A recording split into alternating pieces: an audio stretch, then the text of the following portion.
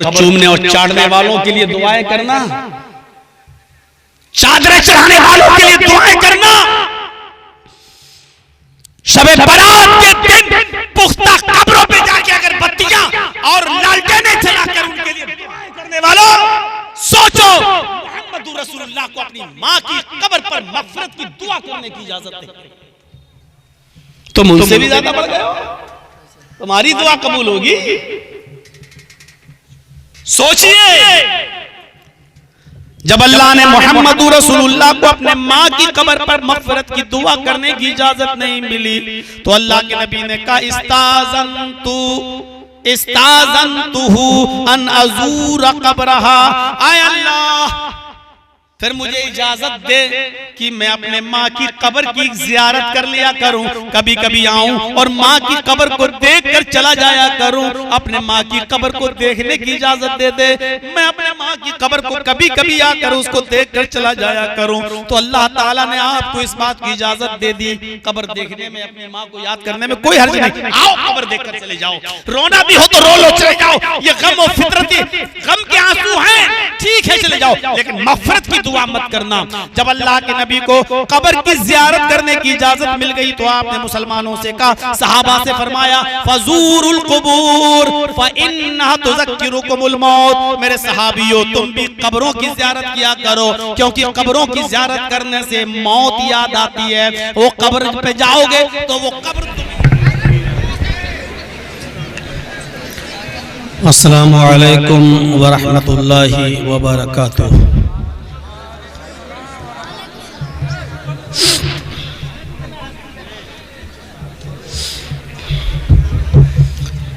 अल्हम्दुलिल्लाह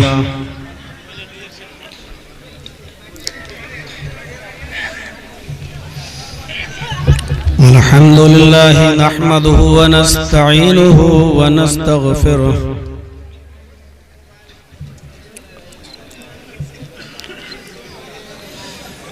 व नऊज़ु बिल्लाहि मिन शुरूरि अनफुसिना व मिन सय्यिआति अअमालिना।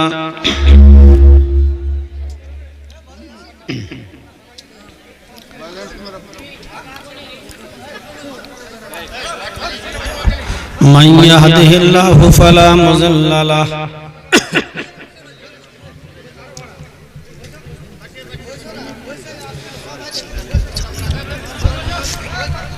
व मन युज़लिल्हु फला हादिय लहु।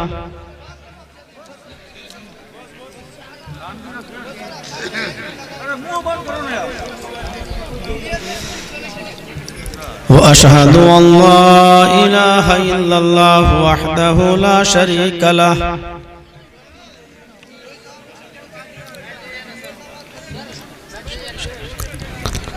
वअशहदु अन्ना मुहम्मदन अब्दुहु व रसूलुहु।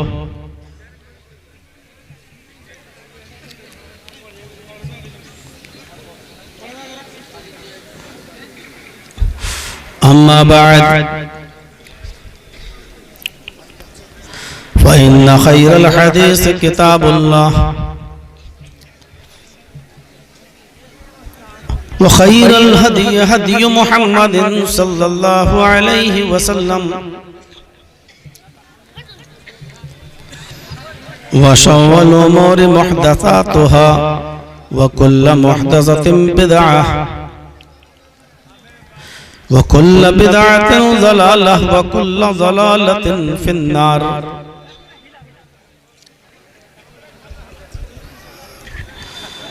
अऊज़ु बिल्लाहि मिनश शैतानिर रजीम। बिस्मिल्लाहिर रहमानिर रहीम।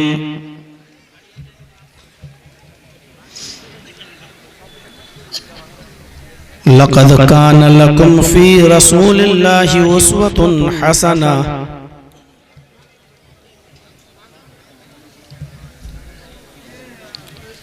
रब्बि इश्रह ली सदरी व यस्सिर ली अमरी वहलुल उक़दतम मिन लिसानी यफ़क़हू क़ौली।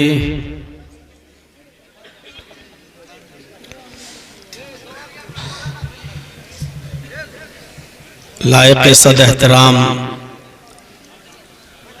सदर इजलास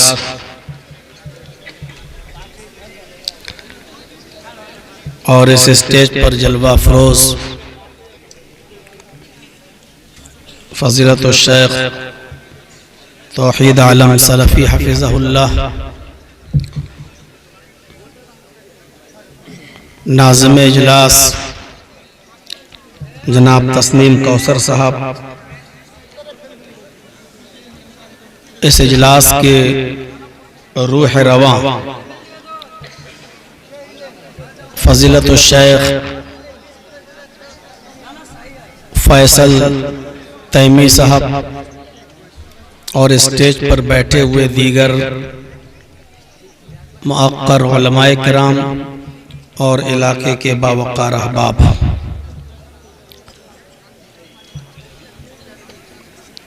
अतराफ व अकनाफ से क़ुर्ब जवार से तशरीफ़ लाए हुए मुअज़्ज़ज़ सामईन हज़रात, इस्लामी ख़वातीन माँ और बहनों, कौम व मिल्लत के लायकवर नौजवानों और मुस्तक़बिल के होनहार अज़ीज़ बच्चों,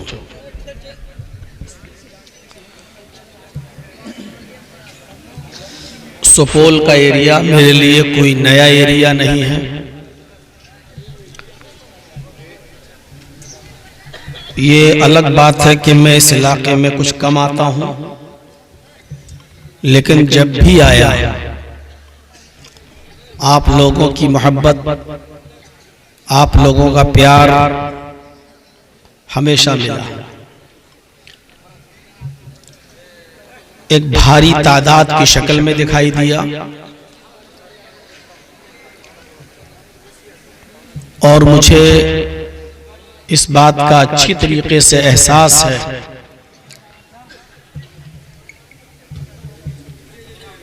कि जब से मैं आ रहा हूं,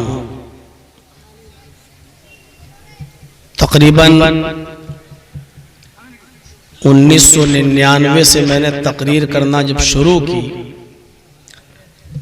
और 2026 की ये शुरुआत है, ये 25-26 साल के अरसे में आपके इस इलाके में सुनने वालों की तादाद में कमी नहीं आई।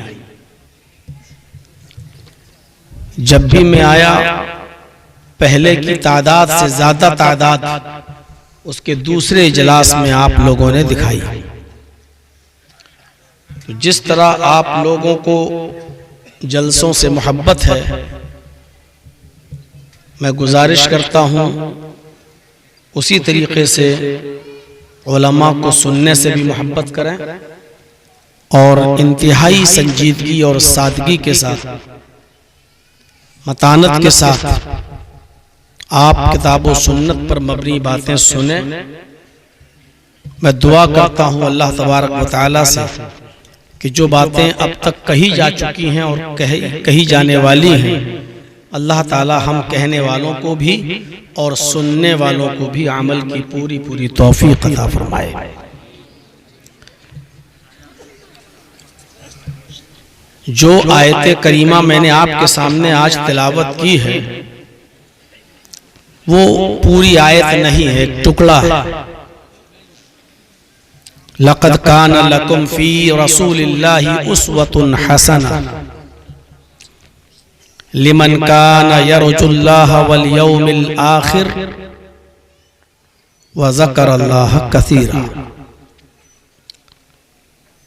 मैंने बस एक टुकड़ा पढ़ा है, लक़द कान लकुम फी रसूलिल्लाहि उस्वतुन हसना। इसी टुकड़े की रोशनी में आज गुफ्तगू आपके सामने करूंगा। अल्लाह रब्बुल आलमीन ने नबी अकरम सल्लल्लाहु अलैहि वसल्लम की पूरी जिंदगी को उम्मते इस्लामिया के लिए, हमारे और आपके लिए आइडियल, मॉडल और नमूना बना दिया है और पूरी जिंदगी को एक छोटे से जुमले में पेश कर दिया है कि तुम्हारे लिए रसूलुल्लाह सल्लल्लाहु अलैहि वसल्लम की जिंदगी में बेहतरीन नमूना है। एक समंदर को एक छोटे से घड़े के अंदर बंद कर दिया है। नबी अकरम सल्लल्लाहु अलैहि वसल्लम की पूरी जिंदगी हमारे लिए आइडियल है। हर मुसलमान गौर करे सिर्फ इस छोटे से जुमले पर।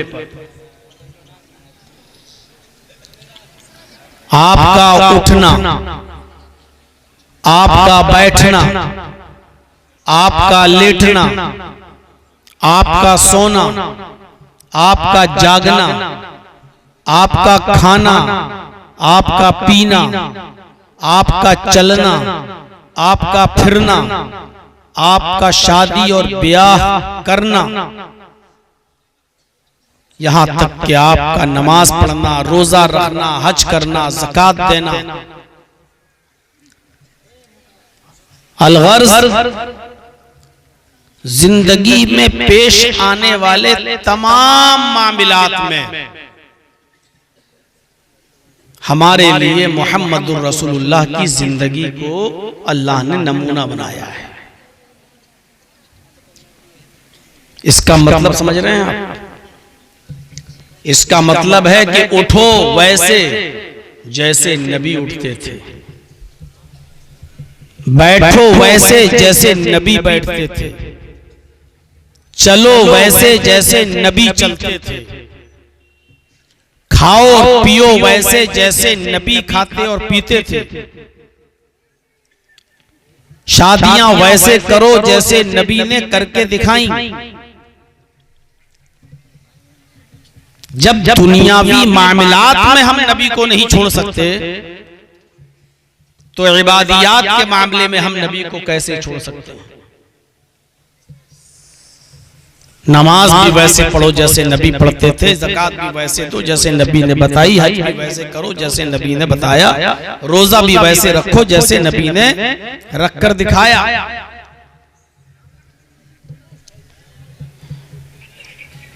और इस जुमले में सिर्फ इतनी सी बात नहीं आ जाती, अखलाकियात और मामलात, और चाहे वो घरेलू जिंदगी हो, उसके ताल्लुकात, सब चीजें इसमें शामिल हैं। अगर आप छोटे बच्चे हैं तो आपका बचपना, बच्चे होने की हैसियत से उसका किरदार क्या होना चाहिए? आप बेटे हैं तो एक बेटे होने की हैसियत से आपका किरदार क्या होना चाहिए? आप अगर बाप हैं तो बाप होने की हैसियत से आपका किरदार क्या होना चाहिए? आप अगर शौहर हैं तो शौहर होने की हैसियत से आपका किरदार क्या होना चाहिए? आप अगर उस्ताद हैं तो मुअल्लिम होने की हैसियत से आपका किरदार क्या होना चाहिए?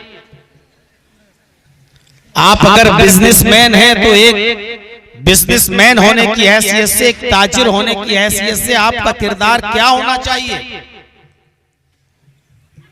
आप एक फौजी हैं, एक जर्नैल हैं, तो एक सिपह सालार और जर्नैल होने की हैसियत से आपका किरदार क्या होना चाहिए? जिंदगी में जितने भी डिपार्टमेंट्स हैं, जितने भी शोबे हैं, उन तमाम शोबों में मोहम्मदुर रसूलुल्लाह हमें रहनुमाई करते हुए नजर आते हैं। जाओ वीडियो बना ली हो तो अब निकल जाओ, हो गया तुम्हारा काम, घर में दिखाने की काम आ जाएगी। जाओ, और बैठना है तो पूरी तकरीर सुनना पड़ेगी यहीं बैठ कर, ये उठने बैठने नहीं देंगे। यहाँ पर जाना है तो अभी चले जाओ।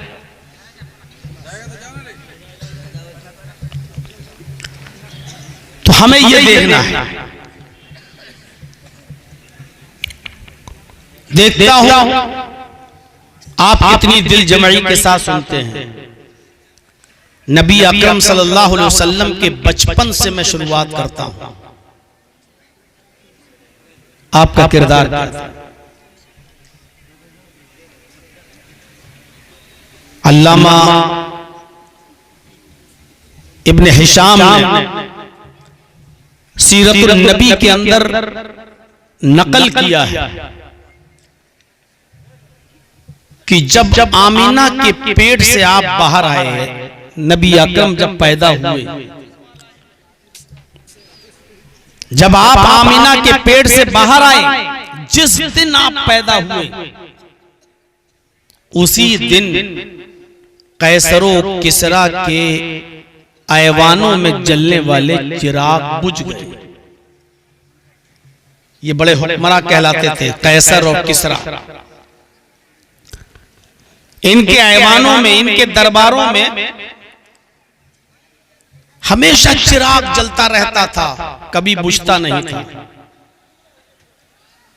हर वक्त उसमें तेल डाला जाता था और चिराग जलता रहता था।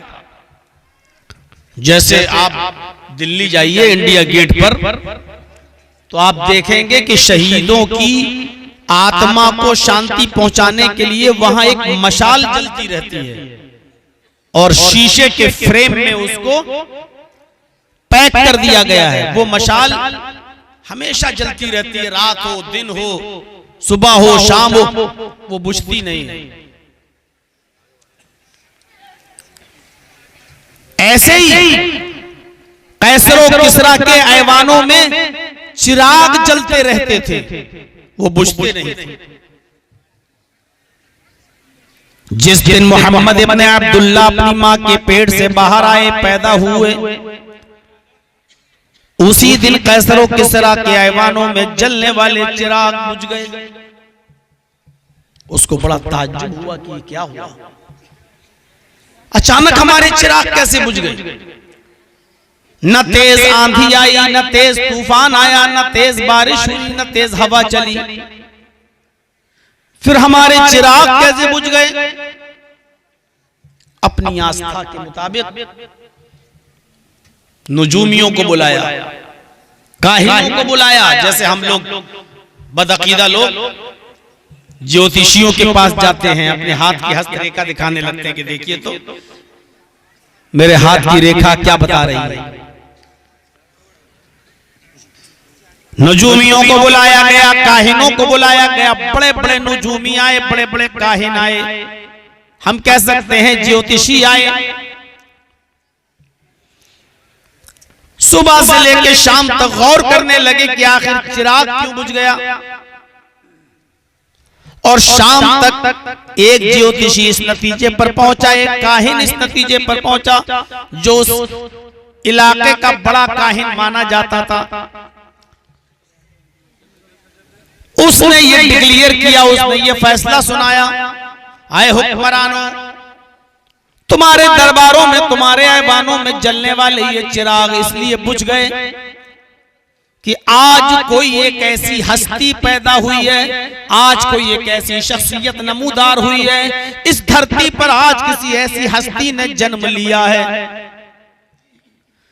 वो अपने साथ जो रोशनी लेकर आई है, अपने साथ इल्म की जो ज्योति, इल्म की जो रोशनी लेकर आई है, उस रोशनी के होते हुए अब किसी और रोशनी की जरूरत नहीं है। इसलिए हमारे तुम्हारे चिराग, ऐवानों में जलने वाले चिराग बुझ गए। ये सीरतुन नबी में अल्लामा इब्न हिशाम ने नकल किया। ये चिराग इसलिए बुझ गए क्योंकि आज एक ऐसी हस्ती पैदा हो चुकी है, वो जो रोशनी लेके आई है, उस रोशनी के होते हुए अब किसी और रोशनी की जरूरत नहीं। ये पैदाइश थी। मक्के की आबो हवा बड़ी खराब थी। जहां आप मक्के में पैदा हुए, बच्चे बड़ी जल्दी जल्दी बीमार हो जाते थे। इसलिए मक्के के लोग अपने बच्चों की पैदाइश पर अपने बच्चों को किसी दूसरे कबीले के लोगों के हवाले कर दिया करते थे, ताकि उस गांव में, उस कबीले के अंदर हमारी औलाद, हमारे बच्चे पले, बड़े और परवरिश पाएं और सेहत और तंदुरुस्ती पाएं। आमिना को भी फिक्र हुई कि ये बच्चा अगर मक्के में रहा तो बीमारियां इसको घेर लेंगी। मक्के की आबो हवा ठीक नहीं है। इस बच्चे को भी किसी दूसरे गांव में, दूसरे कबीले में किसी के हवाले कर देना चाहिए। वो इसको पाले पोसे बड़ा करे और फिर हमारे पास दे दे, हम उसको उजरत दे दें, उसकी मजदूरी दे दें। अभी फिक्र दामनगीर थी। इधर कबीले बनु साद से कुछ औरतें बच्चों की तलाश में निकलती हैं कि मुझे कोई बच्चे मिल जाएं जिनको हम दूध पिला सकें, जिनकी परवरिश कर सकें। कबीले बनु साद से ये औरतें चली और मक्के की तरफ आ रही हैं। इन्हीं औरतों में एक औरत हलीमा नाम की भी है।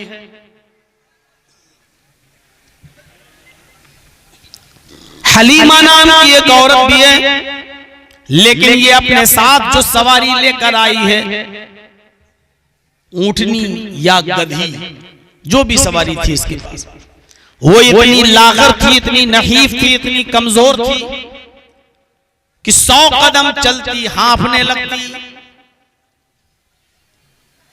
थोड़ा चलती रुक जाती, बार बार सस्ताना पड़ता।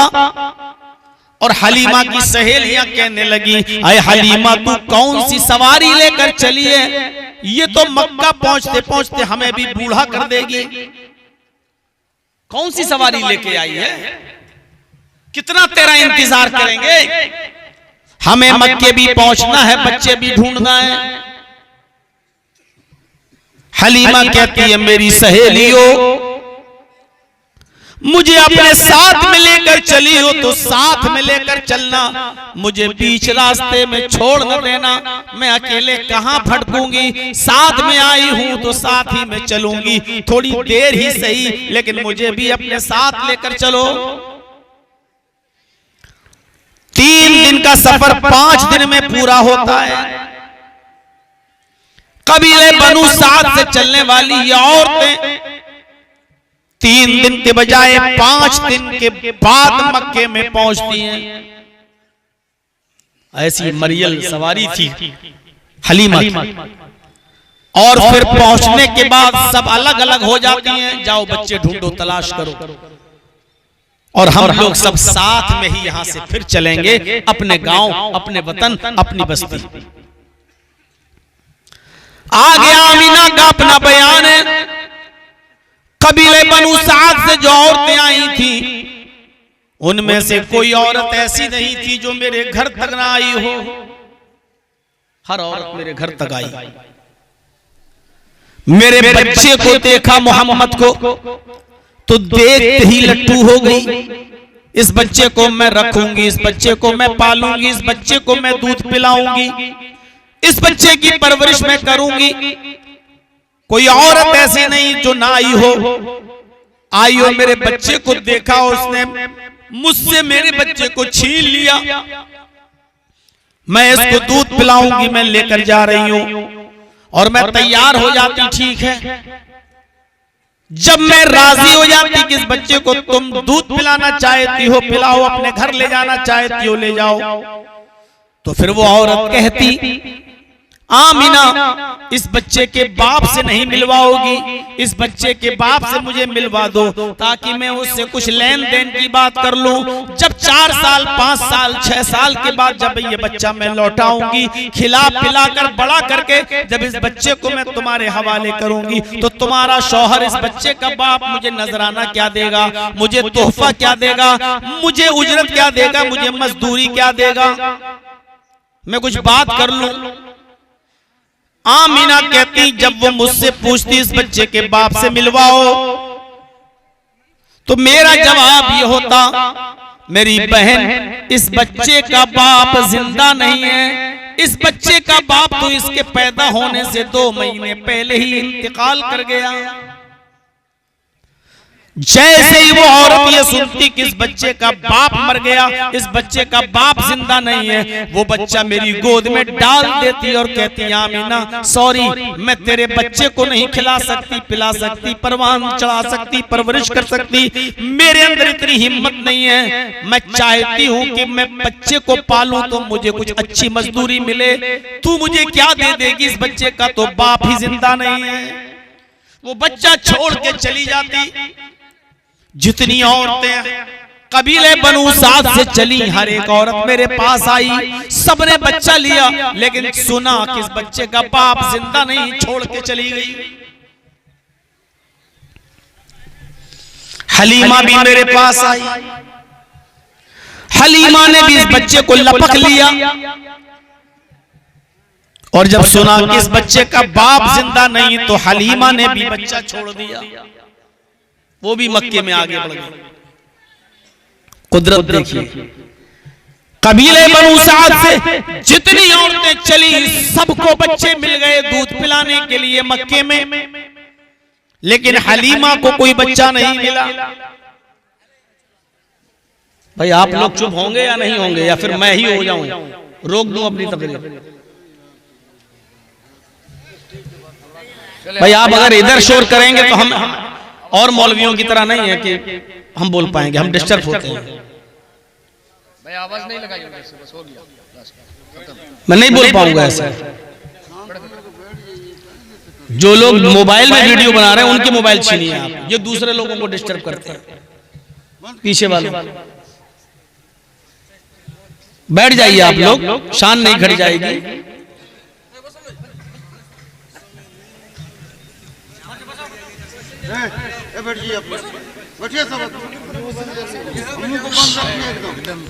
चलिए सुनिए, सारी औरतें जो कबीले बनु साद से चली सबको बच्चे मिल गए, लेकिन हलीमा को कोई बच्चा नहीं मिला। इसको उल्टा भी बोल सकते हो आप, मक्के के दीगर बच्चों को दूध पिलाने वाली दायाएं मिल गईं, लेकिन मोहम्मद को कोई दाया ना मिली। सारी औरतें बच्चे लेकर चलने लगी। हलीमा ने सोचा कि मुझे कोई बच्चा नहीं मिला, चलो न मिलने से वही बच्चा बेहतर है, उसी बच्चे को ले लेती हूँ, कम से कम मेरी सहेलियां ताने तो नहीं मारेंगी कि खाली हाथ आई हो, खाली हाथ जा रही है। दिल बर्दाश्त कर, पत्थर रखकर, ना चाहते हुए भी उसने उस बच्चे को ले लिया। आमिना ला, अपना ही बच्चा दे दे, जो तू दे सकती वो दे देना, मैं लेके जा रही हूं तेरे बच्चे। आमिना ने अपने बच्चे को मोहम्मद को हलीमा के हवाले कर दिया। अब जहां सबको पहुंचना था वहां पहुंच गई और वहां से अब ये कबीले बनु साद के लिए चलने लगी। हलीमा मोहम्मद को अपनी गोद में लिए हुए जिस सवारी पर बैठ कर आई थी उसी सवारी पर लेकर बैठ जाती है और चलने लगती है। जैसे इस बच्चे को गोद में लेकर सवारी पर बैठी, यही वो सवारी थी जो रास्ते में थक जाया करती थी, आते वक्त सांस फूलने लगती थी, दम टूटने लगता था, 100 कदम चलती थी, हाँफने लगती थी। लेकिन जब हलीमा इस बच्चे को लेकर बैठी तो ये हवा से बातें कर रही है, रुकने का नाम नहीं ले रही है, सारी सवारियों को पीछे करते हुए आगे बढ़ती जा रही है और पीछे की सारी सहेलियां चीख कर कहती हैं, आए बिन्ते अबू ज़ुऐब जरा रुक जा, आए अबू ज़ुऐब की बेटी जरा ठहर जा, आए अबू ज़ुऐब की बेटी जरा रुक जा, मुझे भी तो अपने पास आ जाने दे, तू क्यों आगे आगे बढ़ रही है? हम तुझे साथ में लेके आए लेकिन तू अकेले अकेले भाग रही है, हमें छोड़ के क्यों जा रही है? क्या ये तेरी वही सवारी है जिस सवारी पर बैठकर तू आई थी? अब तू ये रुकने का नाम भी नहीं ले रही है, इस सवारी को तूने क्या खिला दिया है, क्या पिला दिया है? हलीमा पीछे मुड़कर देखती है और कहती है, मेरी सहेलियों, अल्लाह की कसम मैंने इस सवारी को कुछ नहीं खिलाया, कुछ नहीं पिलाया। ये वही सवारी है जिस सवारी पर मैं बैठ कर आई। पता नहीं ये रुकने का नाम क्यों नहीं ले रही है, आगे बढ़ती जा रही है। बाखुदा मुझे तो इस बच्चे में कोई बरकत नजर आती है, बाखुदा मुझे इस बच्चे में कोई करामत नजर आती है। ये था बचपना। आज हमारे बेटों का बचपना और हमारी औलाद का बचपना 5 साल का होता है तो बाप की जेब काटने लगता है। 6-7 साल का हुआ तो बाप का मोबाइल छीनने लगता। बाप को उतने फंक्शन नहीं मालूम जितने ये 8 साल के बच्चे को मालूम। ये बचपना था, अभी दूध पीते थे। अल्लाह अल्लाह करके ये काफिला बनु साद पहुंच गया। अब आगे की एक और रोशनी देखिए। हलीमा जैसे इस बच्चे को लेकर उतरती है और अपने घर जाती है, अंदर घुसती है तो उसके शौहर ने देखते ही कहा हलीमा बच्चा मिल गया। बच्चा तो बड़ा प्यारा है, लेकिन अब इसको खिलाओगी क्या, पिलाओगी क्या? कहा मेरे पास बकरी का दूध है तो ये बकरी है। हलीमा का शौहर कहता है हलीमा तेरी बकरी जो दूध देती है वो तेरी बेटी शैमा को नहीं हो पाता है। हलीमा की एक बेटी थी जिसका नाम था शैमा। वो इतनी मरियल बकरी है, जितना दूध देती है उस दूध में तो तेरी अपनी बेटी का पेट नहीं भरता। अब तो तू इस बच्चे को भी ले आई है, अब दोनों बच्चे एक बकरी का दूध कैसे पिएंगे?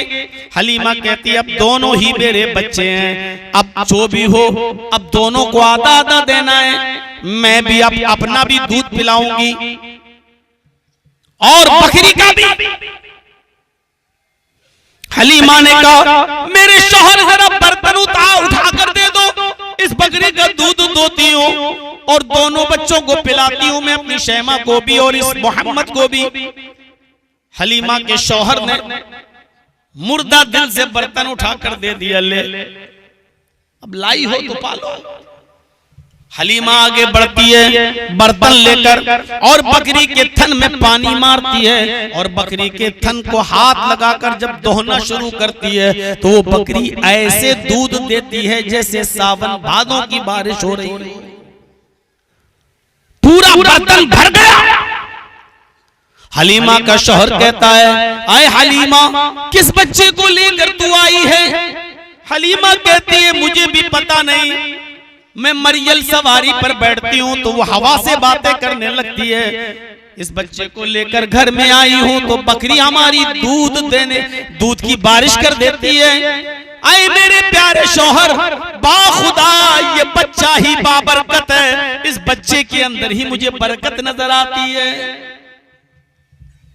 बच्चा परवान चढ़ने लगा, धीरे धीरे बड़ा होने लगा। हलीमा की बकरी का भी दूध पीता, हलीमा अपना भी दूध पिलाती। इस बच्चे की उम्र ज़ादुल मआद अल्लामा इब्नुल क़य्यिम की तहकीक के मुताबिक जब 4 साल हो गई और रहमतुल लिल आलमीन काजी सुलेमान सलमान मंसूरपुरी की किताब उसकी तहकीक के मुताबिक जब बच्चे की उम्र 6 साल की हो गई तो हलीमा ने उस बच्चे को यानी मोहम्मद को अपनी बेटी शैमा और मोहल्ले के बच्चों के साथ जंगल में बकरियां चराने के लिए भेज दिया। जाओ सीखो, अरब का ये बेहतरीन पेशा है बकरियां चराने का, तुम भी बड़े होकर बकरियां चराओगे, इसलिए तुम भी बकरियां चराना सीखो और अभी से ये आदत डालो। हलीमा की बेटी शैमा और गांव के बच्चे मोहम्मद को हाथ पकड़कर, मोहम्मद इब्ने अब्दुल्ला को हाथ पकड़कर जंगल में ले गए। सारे बच्चे बकरियां चरा रहे हैं। मोहम्मद इब्ने अब्दुल्ला कभी इस पहाड़ी पे नजर डालते हैं, कभी उस पहाड़ी पे नजर डालते हैं, कभी इस पेड़ को देखते हैं, कभी उस पेड़ को देखते हैं, कभी इस झाड़ी पे झांकते हैं, कभी उस झाड़ी में झांकते हैं। अचानक एक इंसानी शक्ल में फरिश्ता आया, इंसानी शक्ल में वो उसी जंगल में आता है और मोहम्मद इब्ने अब्दुल्ला के पास आकर बैठ जाता है। उम्र या तो 4 साल या 6 साल। मोहम्मद इब्ने अब्दुल्ला के पास आकर बैठ गया और उस फरिश्ते ने जो इंसानी शक्ल में आया था कहा, बेटे तुम्हारा नाम क्या है? तुम्हारा नाम क्या है? आपने जवाब दिया मोहम्मद। उस फरिश्ते ने आपका हाथ पकड़ा, उठाया, गोद में लिया और लेकर चलने लगा। हलीमा की बेटी भी देख रही है, उस मोहल्ले के बच्चे भी देख रहे हैं कि ये कौन आदमी है जो मोहम्मद को लेकर कहां जा रहा है। अचानक इन बच्चों ने देखा कि मोहम्मद को एक पहाड़ के दामन में ले जाया गया। फरिश्ते ने उनको चितलिटा दिया और थोड़ी देर के बाद देखते हैं ये बच्चे, उस इंसान ने जो मोहम्मद को पहाड़ के दामन में ले गया, उसने मोहम्मद का सीना चीर दिया। सीना चीर दिया और सीने में से दिल निकाल लिया। बच्चे डर के मारे भाग गए, एक एक करके हम सबको कत्ल कर दिया जाएगा। ये बच्चे सब बकरियां छोड़ के मारे डर के भाग गए। उधर मोहम्मद इब्ने अब्दुल्ला का सीना चाक कर दिया गया, दिल निकाल लिया गया। दिल में एक खास किस्म का लोथड़ा होता है जो हर इंसान के दिल में होता है, बुग़्ज़, दुश्मनी, हसद, कीना, नफरत, उसी लोथड़े में होता है। होता नहीं, ये आदमी हमसे आगे क्यों बढ़ रहा है, इसको हम कैसे डाउन करें, इसको कैसे गिराएं, इसको कैसे बर्बाद करें। ये जो नफरतें होती हैं, जो हसद, कीना, बुग़्ज़, ये दिल के उसी लोथड़े में होता है। दिल निकाला और दिल के उस टुकड़े से, दिल से उस लोथड़े को नोच दिया, उस लोथड़े को खींचा, उस लोथड़े को बाहर फेंक दिया। फिर उस दिल को जमजम के पानी से धोया। उस दिल को जो निकाला था सीना चाक करके, उस दिल को जमजम के पानी से धोया और धोने के बाद फिर सीने में रख दिया दिल को और हाथ फेर दिया। आप चलने लगे, उड़ गए। इधर ये बच्चे मारे डर के सीधे भागे, हलीमा के घर पहुंचे। इब्नुल क़य्यिम अल-जौज़ी ज़ादुल मआद में लिखते हैं, हलीमा उस वक्त रोटी पका रही थी, चूल्हे पर बैठी हुई थी। ये बच्चे गए, जल्दबाजी में दरवाजा खोल दिया, दरवाजा खुल गया। मां ने दरवाजा खुलने की आवाज सुनी, हलीमा ने पीछे मुड़ के देखा, शैमा, मोहल्ले के बच्चे दिखाई दे रहे हैं। हलीमा कहती है, बच्चों इतने घबराए हुए क्यों, कैसे आना हुआ? बकरियां तुमने कहां छोड़ दी हैं और तुम हमारे सामने खड़े हो। शैमा दिखाई दे रही है, मोहल्ले के बच्चे दिखाई दे रहे हैं, मोहम्मद गायब है, मोहम्मद कहां है? उस बच्चे को कहां छोड़ दिया? मोहम्मद नहीं दिखाई दे रहे, मोहम्मद कहां है? और इन बच्चों की जबान से एक ही जुमला निकला, क़ुतिला मोहम्मद, माँ मोहम्मद कत्ल कर दिए गए, माँ मोहम्मद मार डाले गए, माँ जंगल के अंदर मोहम्मद का मर्डर कर दिया गया।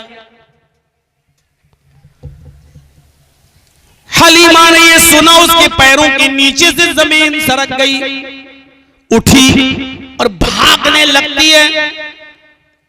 ज़ादुल मआद के अरबी अल्फाज ये हैं, आजिलतन दिरइहा, इतनी जल्दी भागी कि उजलत में, जल्दबाजी में अपने सर की ओढ़ना भी भूल गई। यानी बगैर दुपट्टे के भागी, बगैर चप्पल के भागी, सीधे जंगल में जाती है।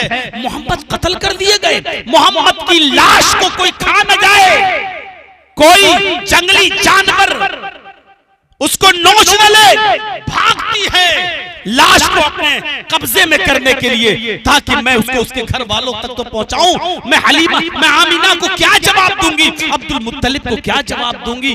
भागती है जंगल की तरफ।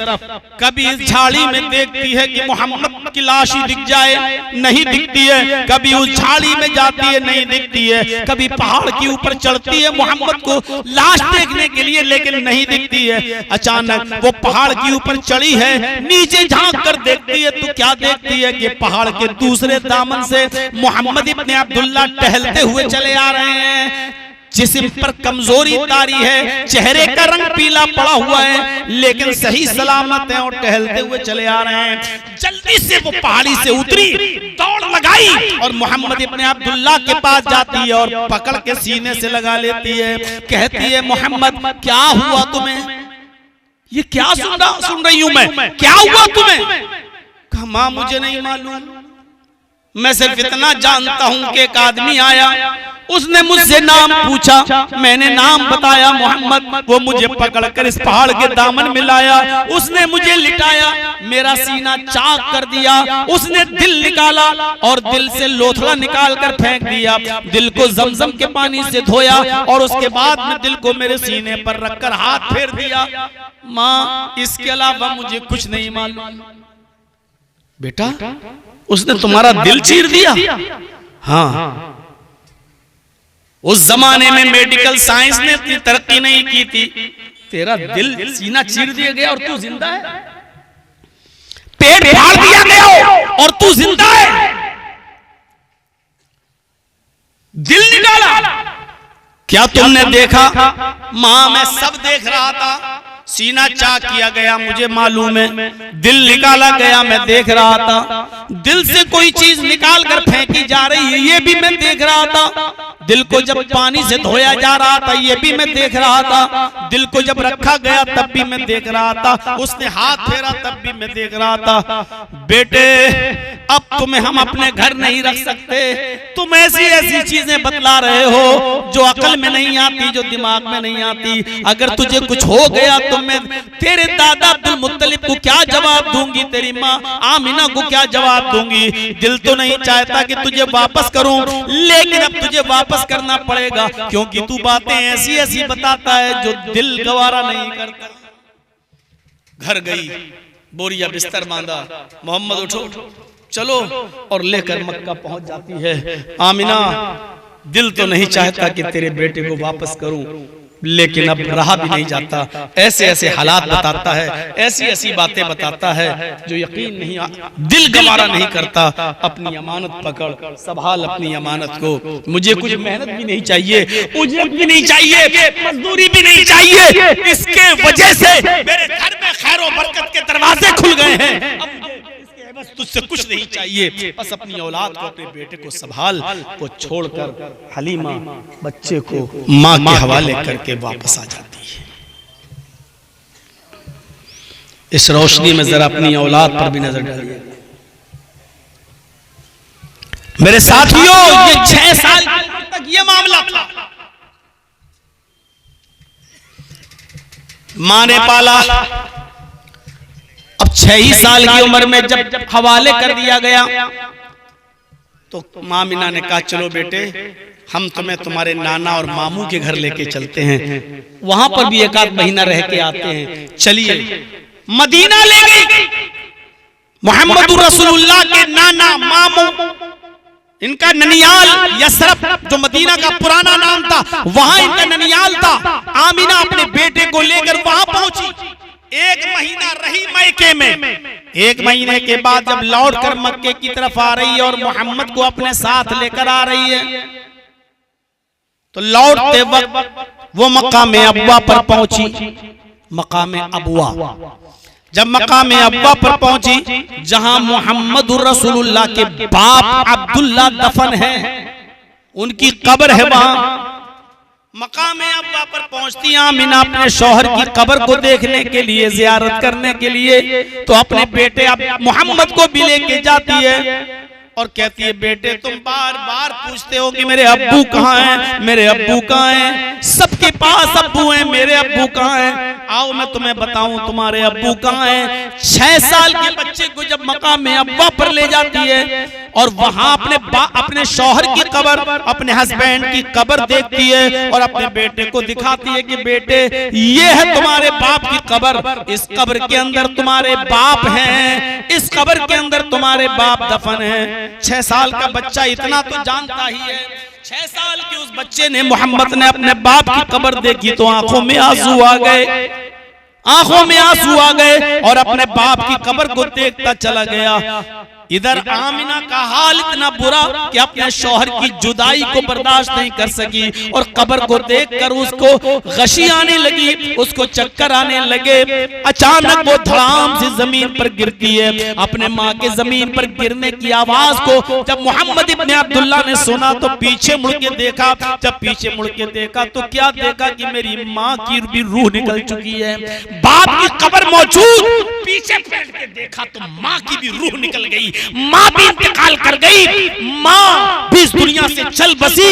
बाप की कब्र को देखकर रोते हुए आपने जब अपनी माँ का चेहरा देखा तो माँ भी मोहम्मद को अकेले छोड़कर चल बसी इस दुनिया से। मोहम्मद के बाप अब्दुल्लाह के पास एक लौंडी थी जिसका नाम था उम्मे ऐमन। वो अब्दुल्लाह के इंतकाल के बाद उम्मे ऐमन आमिना के पास रहती थी और जहां भी आमिना जाती थी उम्मे ऐमन साथ में जाती थी। इस वक्त मदीने से लौटते वक्त मकाम अव्वा पर आमिना के साथ ये उम्मे ऐमन भी मौजूद थी। उम्मे ऐमन ने मोहम्मद को संभाला और उनको लेकर वो वापस मक्के आई और उनको उनके दादा के हवाले कर दिया, अब्दुल मुत्तलिब के। किस्मत देखिए, जब आप 2 साल और बड़े हुए, 8 साल की उम्र हुई तो दादा भी इस दुनिया से छोड़कर चला गया और मोहम्मद इब्ने अब्दुल्लाह 8 साल की उम्र में यतीम नहीं, दुर्रे यतीम हो गए। बाप पैदा होते ही बाप को नहीं देखा, 6 साल की उम्र हुई तो माँ भी छोड़ के चली गई और 8 साल की उम्र हुई तो दादा ने भी खैराबाद कह दिया। 8 साल के बाद चाचा ने पाला, अबू तालिब ने, और परवरिश करते रहे। जब आपकी उम्र 12 साल हो गई तो आपको फिक्र हुई कि मेरा चचा अपने भी बच्चों को पालता है और मुझे भी पालता है, खिलाता पिलाता है। अपने चचा की बिजनेस में मुझे भी इनकी मदद करनी चाहिए। बड़ा दिलचस्प मंजर मेरे भाइयों। एक बार ये 12 साल का बच्चा मोहम्मद अपने चचा से कहता, चचा कहाँ जा रहे हो? फरमाया मुल्क शाम जा रहा हूँ। बेटे मैं बिजनेस करता हूँ, कपड़े का कारोबार करता हूँ, अपना माल शाम में बेचता हूँ, शाम का माल लाता हूँ, मक्के में बेचता हूँ। तुम खेलो कूदो रहो खाओ पियो, मैं जा रहा हूँ। नहीं चचा, मुझे भी ये काम सीखना है। आप अब बुढ़ापे की दहलीज पर पहुंच चुके हैं, मुझे भी इस काम को सिखा दीजिए ताकि मैं भी आपकी मदद करूं, मैं भी कुछ मेहनत करूं, मजदूरी करूं। आप कब तक हमें खिलाएंगे पिलाएंगे? हम भी आपके इस काम में आपकी मदद करना चाहते हैं। आप मुल्क शाम जा रहे हैं तो मुझे भी ले चलिए, मुझे भी अपना हुनर सिखलाइए, मुझे भी ये बिजनेस करना सिखलाइए। चचा ने जब ये सुना कि बेटे की भतीजे की तमन्ना है मुल्क शाम जाने की तो कहा, बेटे मुझे कोई एतराज नहीं, चलना चाहते हो तो चलो। कुछ लोगों पर मुश्तमिल ये काफिला जब मुल्क शाम की तरफ जाने लगा और एक जंगल से गुजरने लगा, उस जंगल के अंदर एक गिरजा था, उस जंगल के अंदर एक गिरजा था जिसमें ईसाई राहिब रहता था। उस दिन वो अपने गिरजा से निकलकर ऊपर छत के ऊपर बैठा हुआ था। वो ईसाई गिरजा का ईसाई राहिब छत पर बैठा हुआ था। उसकी नजर इस काफिले पर पड़ी कि कोई काफिला आ रहा है। उसकी नजर छोटे से बच्चे 12 साल के बच्चे पर भी पड़ी और वो राहिब गिरजा का उस बच्चे को देखता ही चला गया, देखता ही रह गया। उसकी नजर काफिले के लोगों पर नहीं, उसकी नजर 12 साल की मोहम्मद इब्ने अब्दुल्लाह के ऊपर थी। थोड़ी देर के बाद उसने देखा कि गिरजा के पास वो काफिला आया और रुक गया। उसने अपनी चादर बिछाई और बैठ गया। अपने साथ जो सत्तू वत्तू लाए थे वो खाने पीने लगा।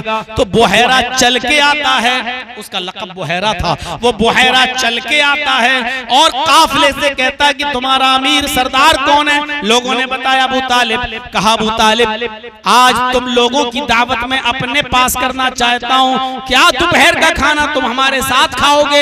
ये सब भूखे तो थे ही। कहने लगे बिल्कुल, अगर आप हमें दावत देंगे तो हम आपकी दावत कबूल कर लेते हैं। कहा ठीक है। बुहैरा ने, उस राहिब ने जल्दी से खाना बनवाया और तैयार कराया।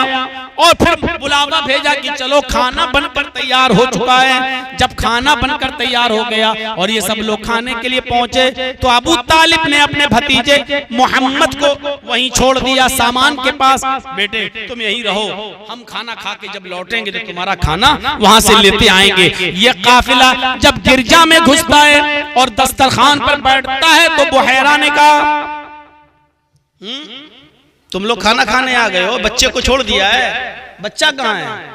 अबू तालिब ने कहा वो हमारे सामान के पास बैठा हुआ है, निगरानी कर रहा है, हम खाना खाने के बाद उस बच्चे का भी खाना ले जाएंगे। बुहैरा ने कहा अबू तालिब ये दावत तो उसी बच्चे की वजह से मैंने की है और तुमने उसी को वहां बिठा दिया, तुम्हारी वजह से थोड़ी दावत की है, यहां से तो हजारों लोग रोज गुजरते हैं, ये दावत मैंने उसी बच्चे की वजह से की है, जाओ और उस बच्चे को भी लेकर आओ। अबू तालिब गए और उस बच्चे को भी लेकर गए कि चलो मोहम्मद तुम भी साथ में खाना खा लो। जैसे गिरजा में घुसते हैं मोहम्मद इब्न अब्दुल्ला, बुहैरा उसी को देखता जा रहा है, बार बार खाना भी खिलाता जा रहा है और बार बार वो मोहम्मद की तरफ नजर भी डालता जा रहा है। मौलाना सफीउर रहमान साहब मुबारकपुरी रहमतुल्लाह अलैह की किताब अगर आप पढ़ेंगे रहीकुल मख्तूम तो उन्होंने उस बुहैरा का नाम भी उसमें नकल किया है कि उसका नाम जर्जीस था। अब मुझे पता चला कि मेरे बाप ने कहां से ढूंढ के नाम निकाला था। जब तक मौलवियत पूरी पढ़ नहीं ली यकीन नहीं आ रहा था ये जर्जीस। लोग कहते थे कौन सा नाम है जर्जीस। शुरू में तो किसी पे आता ही नहीं था, कोई जगदीश कहता था, कोई जगदीप कहता था, कोई कुछ कहता था। शेख सफीउर रहमान साहब मुबारकपुरी रहमतुल्लाह अलैह की किताब बहुत मुहक्किकाना जो आलमी राब्ता आलम इस्लामी के मुकाबले में अव्वल नंबर पे आई, पहली पोजीशन, उसमें लिखा उस बुहैरा का नाम जर्जीस था। उस बुहैरा ने बार बार मोहम्मद को देखा और खाना न खिलाने के बाद सारे काफिले के लोगों से कहा कि तुम लोग बाहर जाओ, आया अबू तालिब तुम यहाँ रुक जाओ, तुमसे कुछ गुफ्तगू करनी है। अबू तालिब कहते हैं कि पता नहीं क्या मुझसे गुफ्तगू करेंगे, खाना सबको खिलाया, गुफ्तगू सिर्फ मुझसे अकेले। सारे लोग बाहर चले गए। उस बुहैरा ने कहा अबू तालिब सही बताओगे जो मैं तुमसे पूछूं? कहा बिल्कुल बताइए। इतना बता दो कि ये बच्चा किसका है। अबू तालिब ने मोहम्मद को देखा और मुस्कुराते हुए कहा इसमें पूछने की क्या बात है, ये तो मेरा बेटा है। भाई किसी का बाप इंतकाल कर जाए तो चचा ही फिर बाप के दर्जे में होता है, और इसलिए भी कि मेरे भतीजे को इस बात का एहसास ना हो क्या मुझे कोई बेटा कहने वाला नहीं है, उसके सामने कहा ये तो मेरा बेटा है। बुहैरा कहता है अबू तालिब अब तुम झूठ बोल रहे हो। बुहैरा ने कहा अबू तालिब अब तुम झूठ बोल रहे हो। अबू तालिब ने कहा बेटा मेरा है, तुम कौन होते हो कहने वाले कि मैं झूठ बोल रहा हूं, तुम कैसे कह सकते हो। कहा ठीक है अब इस बच्चे को लेकर जाओ। अबू तालिब ने मोहम्मद की उंगली पकड़ी और कहा चलो बेटे। जैसे हाथ पकड़ा और दरवाजे तक लेके गए, बुहैरा कहता अबू तालिब अगर मैं झूठ नहीं बोल रहा हूं तो सच ये है कि ये बच्चा तुम्हारा नहीं है, और सच ये है कि इस बच्चे का बाप भी इस दुनिया में मौजूद नहीं है, और इससे भी बड़ा सच ये है कि इस बच्चे के पैदा होने से 2 महीने पहले ही इसका बाप इस दुनिया से जा चुका है, गुजर चुका है। अगर ये मैं झूठ बोल रहा हूं तो मेरी तरफ पलट के मत देखना, और अगर सच हो तो मेरी आंखों में आंखें डाल कर देख लेना। ये सच्चाई सुनकर अबू तालिब दंग रह गए और आंखों में आंखें डाली। बुहैरा करीब आए भागते हुए, बुहैरा ये तुम्हें कैसे मालूम, ये तुम्हें कैसे मालूम। मैं तो इस बच्चे के सामने कभी नहीं कहता हूं कि तुम मेरे बेटे नहीं हो, मैं इसको बेटा कहता हूं, इसको तकलीफ ना हो इसलिए मैंने इसको बेटा बताया है। तुम कैसे जानते हो। कहा मैं इससे भी बड़ी बात जानता हूं। कहा क्या। अबू तालिब मेरी बात मान लो। कहा बोलो क्या कहना चाहते हो? कहा इस बच्चे को यहां से मुल्क शाम के अंदर मत ले जाओ, यहीं से वापस कर दो मक्के में जहां से तुम आ रहे हो। कहा क्यों? कहा मुल्क शाम में सब यहूदी हैं, जिस तरह मैंने इस बच्चे को पहचान लिया, अगर उन यहूदियों ने भी इस बच्चे को इसकी खूबियों से पहचान लिया तो इसको कत्ल कर डालेंगे, इसको मार डालेंगे। अबू तालिब ने कहा कि ये बात खुल के बताओ, क्यों, क्या देखा?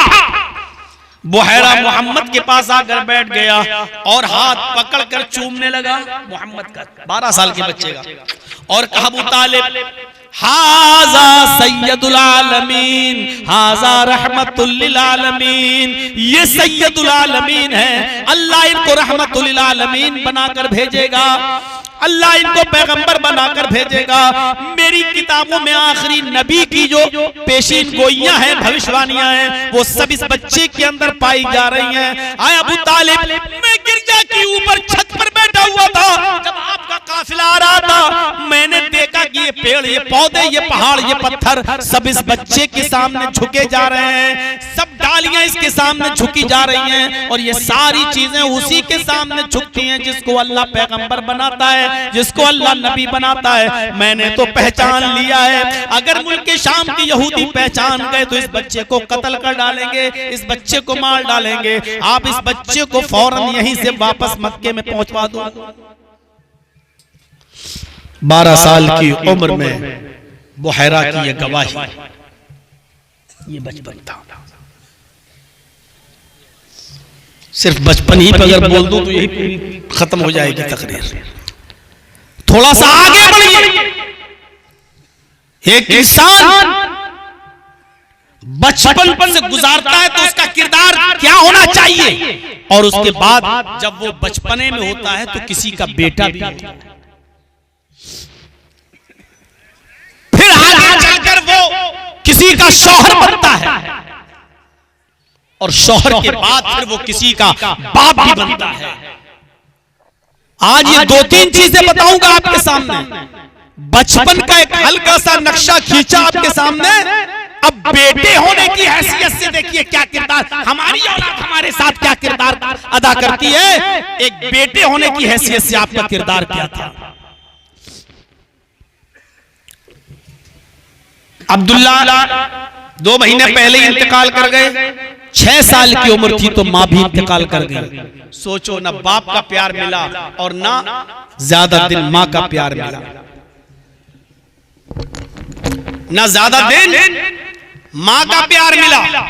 अब आप अंदाजा लगा सकते हैं मेरे भाइयों, इसके बावजूद बेटा होने की हैसियत से आपका किरदार क्या था। यही उम्मे ऐमन जो 6 साल की उम्र में आमिना के इंतकाल के बाद मोहम्मद को वहां से लेकर आई थी और फिर उनकी देखरेख भी की थी, और बाप की वरासत में मोहम्मद को वर्षे में मिली थी ये उम्मे ऐमन। आपने को जब नबूवत मिली तब भी ये जिंदा थी, आप जब रसूल बने तब भी ये जिंदा थी। आप रोजाना उम्मे ऐमन के घर जाया करते थे, उनकी खिदमत किया करते थे, उनकी परवरिश भी किया करते थे। कुछ मिलता था तो आप उनको भी पहुंचाते थे। उम्मे ऐमन बुढ़ापे की दहलीज को पहुंच चुकी थी, और जब मोहम्मद इब्ने अब्दुल्ला से सहाबा ने पूछा कि अल्लाह के नबी, एक ऐसी औरत जो आपकी कोई नहीं लगती है, जो आपकी कोई नहीं लगती है, लेकिन मैं देखता हूं कि आप उसके घर भी जाते हैं, आप उसके पास बैठते भी हैं, अपनी कमाई में से भी उसको खिलाते पिलाते हैं, उसको नवाजते हैं, आपका उसका रिश्ता क्या है। तो अल्लाह के नबी ने जो जवाब दिया वो सुनन नसई के अल्फाज में ये है कि तुम इस उम्मे ऐमन के बारे में जानना चाहते हो कि मेरा उससे रिश्ता क्या है, तो सुनो, हिया उम्मी बादा उम्मी, मेरी माँ के बाद अगर कोई माँ है तो उम्मे ऐमन मेरी माँ है। यहाँ तो ओल्ड हाउस में अपनी बूढ़ी माओं को अपनी बीवियों के कहने पर भर्ती कर देने वालों, साहब तुम तो बुढ़ापे में पहुंच चुकी हो, तुम्हारी वजह से मेरा घर क्यों बर्बाद हो, चल तू तो वहां, हम तेरी देखरेख करते रहेंगे। अपनी बीवी को तरजीह देकर अपनी बूढ़ी माँ को ओल्ड भेजने वालों, कयामत के दिन कौन सा चेहरा लेकर तुम मैदान महशर में उठोगे और आओगे? कौन सा चेहरा लेकर तुम आओगे मैदान महशर में?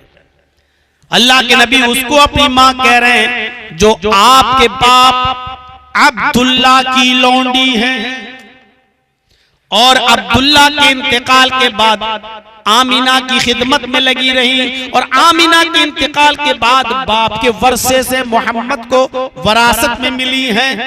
आप नबी बने, रसूल बने, पैगंबर बन गए, 40 साल से ऊपर उम्र हो गई, फिर भी आप उनकी देखरेख करते रहे। जब आप 40 साल के हुए तो उम्मे ऐमन की उम्र कितनी हुई होगी?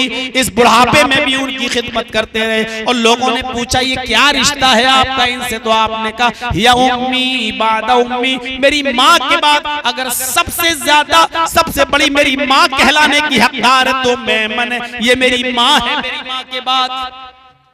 ये जवाब था आपका, एक बेटे होने की हैसियत से किरदार था आपका।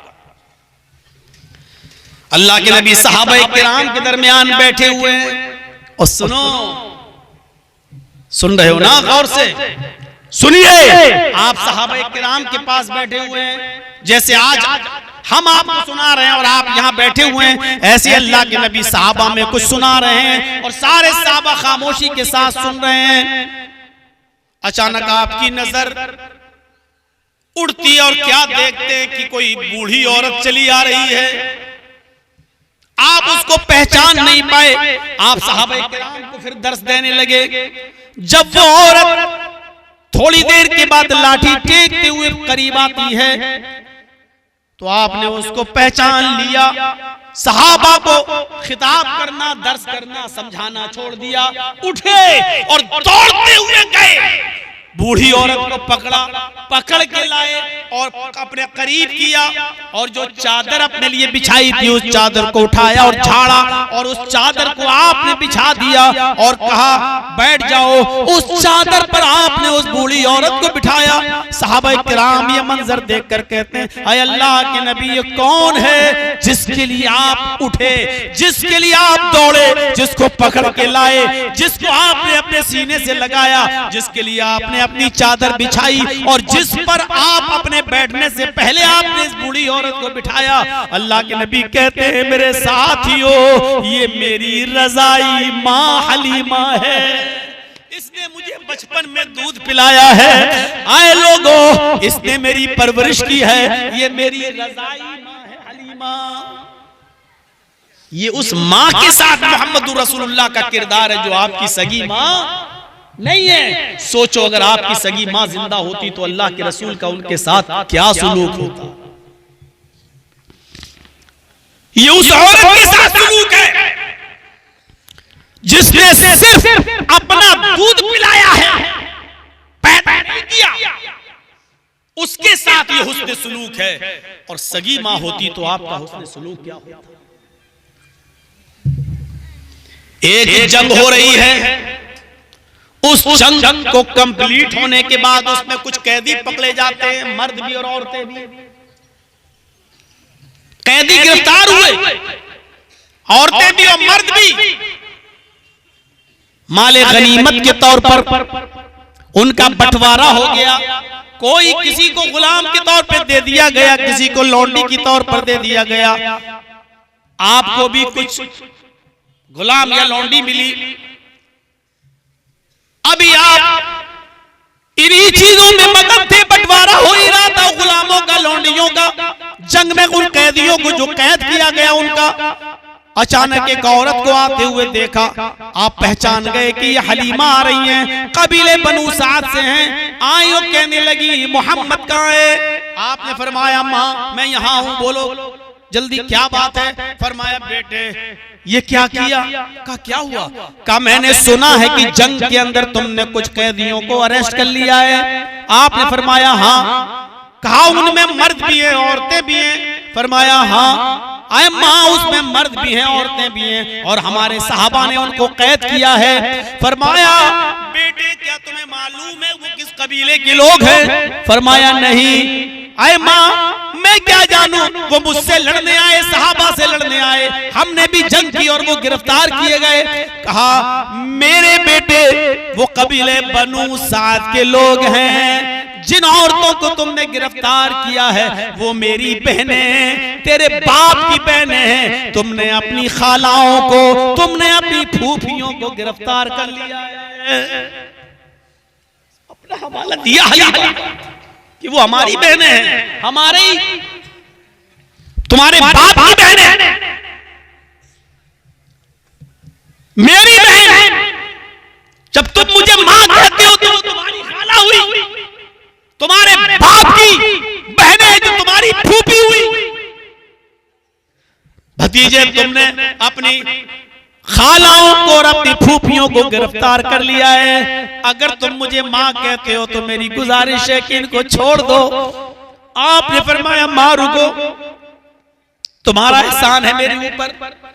आपके हिस्से में जितने भी कैदी आए थे, आपको जो मिले थे और कुरैश को जितने भी कैदी मिले थे, आपने अपने और अपने खानदान के हिस्से के कैदियों को छोड़ दिया। माँ ये मेरे हिस्से के, मैंने इनको छोड़ दिया, अभी थोड़ा सा रुक जाओ। ज़ोहर की नमाज का वक्त हुआ, आपने नमाज के बाद साहबा से कहा मैंने उस खानदान में दूध पिया है, ये मेरी माँ है जिसने मुझे अपनी पिस्तान का दूध पिलाया है। हमारे पास जो कैदी हैं वो इनकी बहनें हैं, मेरी खालाएं हैं, मेरी फूफियां हैं। मैंने अपने हिस्से के कैदी तो छोड़ दिए। मेरे साथियों, मेरा मशवरा है कि तुम्हारे हिस्से में जो आए तुम भी इनको छोड़ दो। मैं तुम्हें जबरदस्ती नहीं कहूंगा, हाँ अगर तुम्हारा दिल करे और मेरी बात मानना गवारा हो तो तुम भी छोड़ दो। इस खानदान के मेरे ऊपर बहुत एहसान है, एहसान का बदला मैं एहसान से चुकाना चाहता हूँ। सारे सहाबा उठे और उन्होंने भी अपने अपने हिस्से के कैदियों को छोड़ दिया। ये उस औरत की बात मान रहे हैं जो आपकी सगी मां नहीं है, उस औरत की बात आप मान रहे हैं जो आपकी सगी मां नहीं है, जिसने आपको सिर्फ दूध पिलाया है, पैदा नहीं किया। सोचो अगर आपकी वो सगी मां होती तो आप उसका कितना कहना मानते और कितनी फरमाबरदारी करते। एक बेटा होने की हैसियत से ये किरदार। सुपौल वालों, लेटेस्ट तकरीर है, पूरी जिंदगी में ये तकरीर आज तक इस अंदाज की नहीं जो आज मैंने आपके सामने इस अंदाज से हमने रख दी है। बेटा होने की हैसियत से ये किरदार है। अपनी सगी मां के लिए सुनेंगे, सगी मां के लिए क्या, 6 साल की उम्र में तो छोड़ के चली गई, 40 साल के बाद आप नबी बन गए, रसूल हुए, पैगंबर हुए। एक दिन अपनी मां की कब्र पे पहुंच गए। सोचिए 6 साल के बाद अब नबी और रसूल बन गए, कितने लंबा अरसा। नबी और रसूल बनने के बाद भी अपनी मां को भूले नहीं, कब्र पे पहुंच गए। मुस्लिम शरीफ पढ़िए, किताबुल जनाइज देखिए, ज़ारन नबी सल्लल्लाहु अलैहि वसल्लम क़ब्र उम्मिही, अल्लाह के रसूल ने अपने माँ की कब्र की ज़ियारत की। फबका वअबका मन हौलहु, इस मंजर को देखिए। आप अपने माँ की कब्र पर जब पहुंचे तो अपने माँ की कब्र को देखकर रोने लगे।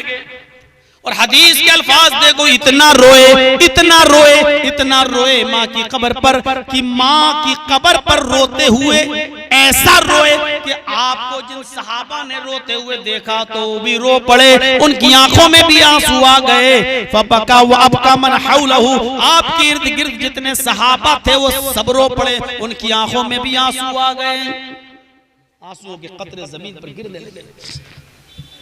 और उसके बाद देखिए मंजर,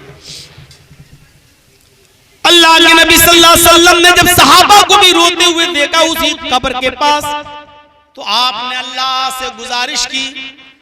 आपने फरमाया इस्ताज़नतु रब्बी अन अस्तगफिर लहा फी अन अस्तगफिर लहा। अल्लाह के नबी फरमाते हैं कि मैंने अपने रब से इजाजत मांगी, इस्ताज़नतु रब्बी फी अन अस्तगफिर लहा, मैंने अपने रब से इजाजत मांगी, आय अल्लाह मुझे इस बात की इजाजत दे कि मैं अपने माँ की कब्र पर खड़ा हूँ और अपने माँ के लिए मग़फ़िरत की दुआ करूं, अपने माँ की बख्शिश की दुआ करूं, अपने माँ के लिए रहमो करम की दुआ करूं। ऐ अल्लाह तू मुझे इस बात की इजाजत दे दे कि मैं अपने माँ के लिए मग़फ़िरत की दुआ कर सकूं। अल्लाह के नबी कहते जब मैंने अल्लाह से अपने माँ की मग़फ़िरत की दुआ की इजाजत मांगी, फलम यूज़ल्ली, तो अल्लाह की तरफ से मुझे मेरी माँ की मग़फ़िरत की दुआ करने की इजाजत मुझे नहीं मिली। रसूल को भी इख्तियार नहीं है। कह रहे अल्लाह मुझे इजाजत दे कि मैं अपने माँ के लिए दुआ करूं कि अल्लाह इसको बख्श दे, अल्लाह इसको जन्नत दे, अल्लाह मेरी माँ। इजाजत नहीं मिली, मग़फ़िरत की दुआ नहीं कर सकते हो। क्यों? क्योंकि हालत कुफ्र में मरी, और मैं किसी को भी कुफ्र और शिर्क की हालत में मरने वाले को बख्श नहीं सकता। बख्शिश नहीं है उसकी, चाहे वो रसूल की ही माँ क्यों न हो, चाहे वो रसूल का चचा अबू तालिब ही क्यों न हो। और जो दुआ करेगा, अल्लाह ने कहा है मोहम्मद अपने चचा के लिए भी अगर 70 मरतबा भी दुआ करोगे तब भी मैं तुम्हारी दुआ को कबूल नहीं करूंगा बगैर कलमे के। कब्र चूमने और चाटने वालों के लिए दुआएं करना, चादरें चढ़ाने वालों के लिए दुआएं करना, शबे बारात के दिन पुख्ता कब्रों पे जाके अगर बत्तियां और लालटेनें जलाकर उनके लिए दुआएं करने वालों, सोचो मोहम्मद रसूलुल्लाह को अपनी माँ की कब्र पर मग़फ़िरत की दुआ करने की इजाजत है। तुम उनसे भी ज्यादा बढ़ गए हो, तुम्हारी दुआ कबूल होगी। सोचिए, जब अल्लाह ने मोहम्मद रसूलुल्लाह को अपने माँ की कब्र पर मग़फ़िरत की दुआ करने की इजाजत नहीं मिली, तो अल्लाह के नबी ने कहा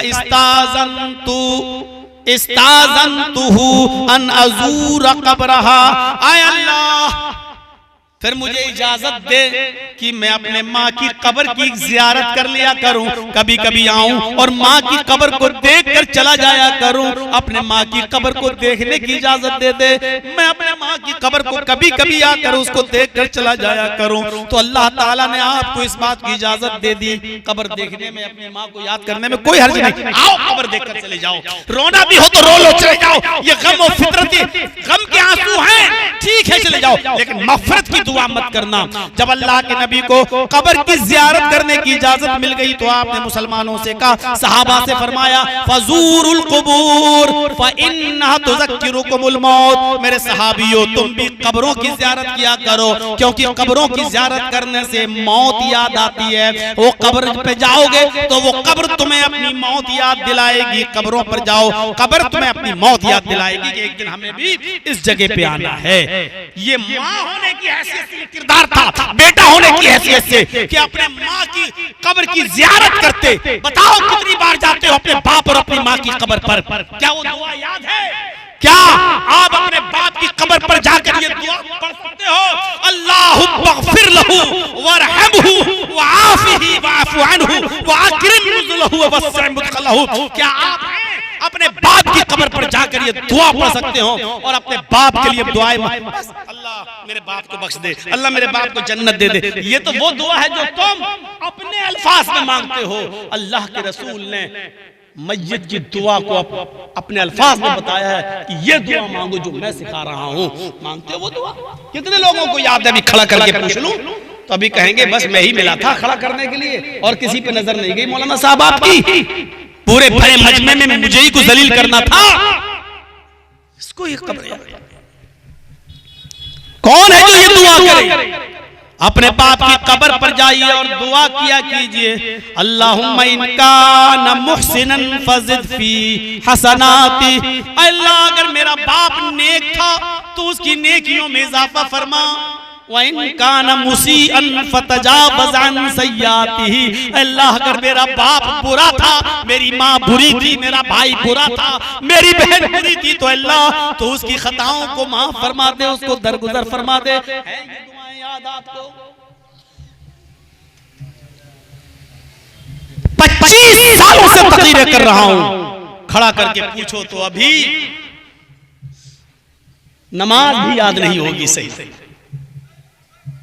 जनाजे की दुआ भी सही से याद नहीं होगी। ये है 25 साल की तकरीरों का रिजल्ट। ये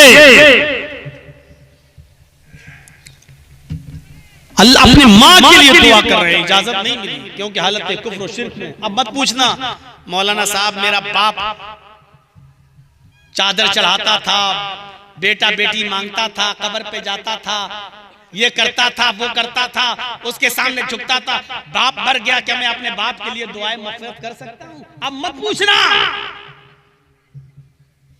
जो मैंने हदीस पढ़ दी उसी में जवाब मौजूद है, उसी में जवाब मौजूद है। ये उस नबी की ज़बान से निकल रहा। पूछने वाले ने पूछा अल्लाह के रसूल मेरी माँ भी जिंदा है, मेरा बाप भी जिंदा है, हुस्न सुलूक का सबसे ज्यादा मुस्तहिक कौन है? माँ के साथ ज्यादा अच्छा सुलूक करूं या बाप के साथ? आपने कहा तेरी माँ। पूछने वाले ने फिर पूछा अल्लाह के नबी उसके बाद? आपने कहा तेरी माँ। कहा अल्लाह के नबी उसके बाद? आपने कहा तेरी माँ। कहा अल्लाह के रसूल उसके बाद? आपने फरमाया तेरा बाप। यानी बाप से 3 गुना ज्यादा हुस्न सुलूक की मुस्तहिक तेरी माँ है, जिसने तुझे 9 महीने अपने पेट में रखा, अपने पेट में पाला, चलती रही, फिरती रही, करवट लेती तेरा ख्याल रखती, सोती तो तेरा ख्याल रखती, उड़ती तो तेरा ख्याल रखती, तकलीफ के साथ तुझे उसने जना। इसलिए बाप से 3 गुना ज्यादा माँ हुस्न सुलूक की मुस्तहिक है। ये वो हस्ती बतला रही है जिसको माँ की खिदमत करने का ज्यादा मौका नहीं मिला। ये वो हस्ती हमें दर्श दे रही है कि माँ के साथ बाप से 3 गुना ज्यादा हुस्न सुलूक से पेश आओ। ये बेटे होने की हैसियत से। आप बाप भी तो होंगे, शादी के बाद बाप बनता है ना आदमी। बेटियां भी होंगी, बेटे भी होंगे, किसी की बेटियां होंगी, किसी का बेटा होगा, किसी के पास दोनों होंगे। अब बाप होने की हैसियत से नबी का किरदार देखिए। बाप होने की हैसियत से, बेटा होने की हैसियत से आपने माँ के साथ ये किया, और बाप होने की हैसियत से औलाद के साथ क्या किया? हम अपनी औलाद के साथ क्या करते हैं? अल्लाह के नबी सल्लल्लाहु अलैहि वसल्लम की शादी के बाद खदीजा से 6 बच्चे पैदा हुए। सबसे पहले जो बेटा पैदा हुआ आपका, उसका नाम था कासिम, और उसी जिहद से अल्लाह के नबी को कहा जाता था अबुल कासिम। कासिम का इंतकाल हो गया, मक्के में पैदा हुए, कासिम का इंतकाल हो गया। कासिम की कब्र के पास अल्लाह के नबी की आंखों में आंसू आ गए। उनको दफनाया गया तो आप रो रहे थे। उसके बाद आपकी 4 बेटियां पैदा हुई, ज़ैनब, रुकैया, उम्मे कुलसूम और फातिमा। और फातिमा के बाद फिर एक बेटा पैदा हुआ जिसका नाम था अब्दुल्ला। ये बेटा भी मक्के में पैदा हुआ, और छोटेपन में, बचपन में इस बच्चे का भी इंतकाल हो गया। जब अब्दुल्ला का इंतकाल हुआ तो काफिरों ने बहुत कचौके लगाए, चिढ़ाया, और चिढ़ाते हुए कहा लोगों खुश हो जाओ, मोहम्मद का दूसरा बेटा भी मर गया। अब मोहम्मद का कोई बेटा नहीं रहा। मोहम्मद के मरने के बाद मोहम्मद का दीन भी मर जाएगा, मोहम्मद का दीन भी मिट जाएगा। मोहम्मद के मरने के बाद मोहम्मद का नामो निशान भी खत्म हो जाएगा। इसलिए कि बाप का नाम बेटा रोशन करता है, और बेटा रहा ही नहीं तो मोहम्मद का नाम कौन रोशन करेगा? इससे आपको बहुत तकलीफ हुई, लेकिन अपने बेटे की खबर पर आप गए और आपकी आंखों में आंसू आ गए। ये तो मक्के की जिंदगी रही। मेरे भाइयों गौर करो, आप और सुनेंगे तो आप दंग रह जाएंगे। बेटियों में जो आपकी एक बेटी सबसे बड़ी थी, उसका नाम ज़ैनब था। ज़ैनब था, पैदा हुई, बड़ी हुई, उनकी शादी हुई। शादी के बाद उनका हमल भी ठहरा, पेट में बच्चा है। हजरत ज़ैनब प्रेग्नेंट है, पेट में बच्चा है, और उसी वक्त लोग मक्का से मदीना हिजरत कर रहे हैं। बेटी को भी इजाजत मिली। आपकी बेटी ज़ैनब भी मक्के से मदीने की तरफ हिजरत कर रही हैं। एक ऊँटनी पर बैठकर जा रही हैं, ऊँटनी पर सवार हैं और मदीने की तरफ जा रही हैं। एक दुश्मन जिसका नाम हिबार इब्ने अस्वद है, उस हिबार इब्ने अस्वद ने ऊँटनी को तीर मार के ज़ैनब को गिराना चाहा, ताकि ऊँटनी को जख्मी करके ज़ैनब को पकड़ लें और गिरफ्तार कर लें। जब ज़ैनब को हम अरेस्ट कर लेंगे तो अपनी बेटी को छुड़ाने के लिए मोहम्मद जरूर आएंगे, और जब मोहम्मद आएंगे तो हम मोहम्मद को पकड़ लेंगे, इनको अरेस्ट कर लेंगे, गिरफ्तार कर लेंगे, और जो मांगेंगे वो मुझे मिल जाएगा, मांगे ना। ये इरादा था उनका, लिहाजा उन्होंने ऊंटनी को तीर मारा हिबार इब्न अस्वद ने, लेकिन तीर निशाने से चूक जाता है, निशाना खता कर जाता है, और तीर बजाय ऊंटनी को लगने के हजरत ज़ैनब के पेट में लगता है। हजरत ज़ैनब का पेट फट जाता है, बच्चा जमीन के ऊपर गिर जाता है, सहारा दिया गया, तसल्ली दी गई, और इसी हाल में हजरत ज़ैनब को ऊंट पर सवार करके मदीना लाया गया। जब होश आया और ज़ैनब को पता चला कि मेरे पेट में जो बच्चा था वो गिर गया, हमल साकित हो गया, तो वे सदमे को बर्दाश्त न कर सकी और हजरत ज़ैनब का भी इंतकाल हो जाता है। इसी सदमे को लेकर हजरत ज़ैनब भी इंतकाल कर जाती है। अल्लाह के नबी को पता चलता है कि मेरी बेटी ज़ैनब का इंतकाल हो गया है। आप आए, और जब आपको दफन किया जा रहा था, हजरत ज़ैनब को मिट्टी दी जा रही थी, उस वक्त अल्लाह के नबी की आंखों में आंसू थे, आप रो रहे थे। जब मिट्टी दे दी गई तब भी आपकी आंखों में आंसू हैं। किसी एक सहाबी ने पीछे मुड़कर ऐसे हाथ पकड़ा और कहा, अल्लाह के नबी आपकी आंखों में आंसू हैं, बेटी का गम है, सबको अपनी औलाद का गम होता है। अल्लाह के नबी ने उस सहाबी को देखा और देखने के बाद उस कब्र की तरफ इशारा करके अपनी बेटी की कहा, हिया अफज़लु बनाती उसीबत फिया, मेरे साथियों ये मेरी सबसे बेहतर बेटी थी, सबसे अफजल बेटी थी, जो मेरे लिए पूरी जिंदगी सताई गई, यहाँ तक के मेरे रास्ते में शहीद भी कर दी गई, बहुत मेरे रास्ते में तकलीफें पहुंचाई गई, और हर तकलीफ ये खुशी खुशी बर्दाश्त करती रही, ये मेरी सबसे अच्छी बेटी थी। ये दर्द था एक बाप के दिल में अपनी बेटी का। यहां बेटी पैदा होती है तो चेहरों पे शिकन आ जाती है, बेटा मांगा था बेटी हो गई। आए बेटियों बेटियों में तफरीक करने वालों, कयामत के दिन कौन सा मुंह लेकर उठोगे, कौन सा मुंह लेकर उठोगे। अल्लाह के रसूल सल्लल्लाहु अलैहि वसल्लम अपनी बेटी के इंतकाल पर मिट्टी देते वक्त रोते हुए कहते हैं, या अफज़लो बनाती उसीबत फिया, ये मेरी सबसे महबूब बेटी है, सबसे चहेती और अफजल बेटी है, जो मेरे राह में बहुत सताई गई, मेरी राह में बहुत तकलीफें पहुंचाई गई, यहाँ तक कि मेरी राह में इसने अपनी जान भी दे दी, अल्लाह की राह में शहादत भी कबूल फरमा ली। और जब इसी बेटी का कातिल हिबार इब्न अस्वद फतेह मक्का के दिन सामने आता है और कहता है, आप सबको माफ कर रहे हैं, मुझे भी माफ कर दो, मैं भी आपकी बेटी का कातिल हूँ, मैंने भी आपकी बेटी के पेट को फाड़ा था। तो आपने उस हिबार इब्न अस्वद को देखा तो वही पुरानी अपनी बेटी की कब्र पे दफन करने वाला नक्शा सामने आ जाता है और अपनी बेटी का फटा हुआ पेट याद आ जाता है। मेरे भाइयों, लेकिन इसके बावजूद आप कहते हैं, ऐ हिबार तूने मुझे बहुत तकलीफ दी है, मेरी बेटी को कत्ल करके मुझे बहुत तकलीफ दी है, लेकिन आज तूने माफी मांगी है, जा ऐ हिबार जा, मैंने तुझे भी माफ कर दिया, ऐ हिबार जा, मैंने तुझे भी नजरअंदाज कर दिया। आपने अपनी बेटी के कातिल हिबार इब्न अस्वद को भी नजरअंदाज कर दिया। आप सोचिए बेटी बाप होने की हैसियत से क्या किरदार आप निभा रहे हैं। ज़ैनब के बाद रुकैया आती हैं, बड़ी होती हैं, रुकैया की फिक्र होती है इनका निकाह कर दिया जाए। आपने हजरत उस्मान को बुलाया, आपने हजरत उस्मान को बुलाया और आपने बिठा के कहा, उस्मान ये जिब्रील हैं, आए उस्मान ये जिब्रील हैं जो मुझे दिखाई दे रहे हैं, तुम्हें नहीं दिखाई दे रहे हैं। आए उस्मान ये जिब्रील हैं। हजरत उस्मान ने कहा, अच्छा क्या हुक्म है, क्या बता रहे हैं, क्या फरमा रहे हैं, अल्लाह की तरफ से क्या पैगाम लेके आए। अल्लाह के नबी कहते हैं, उस्मान ये जिब्रील हैं, अल्लाह की तरफ से ये हुक्म लेकर आए हैं, अल्लाह ने मुझे हुक्म दिया है। जिब्रील बता रहे हैं, अल्लाह ने फरमाया अपनी बेटी रुकैया का निकाह उस्मान से कर दो। आए उस्मान मैं अल्लाह का हुक्म पूरा करने के लिए तुम्हें अपने पास बुलाया हूँ। मैं अपनी बेटी रुकैया का हाथ तुम्हें देना चाहता हूँ, तुम मेरी बेटी रुकैया से निकाह कर लो।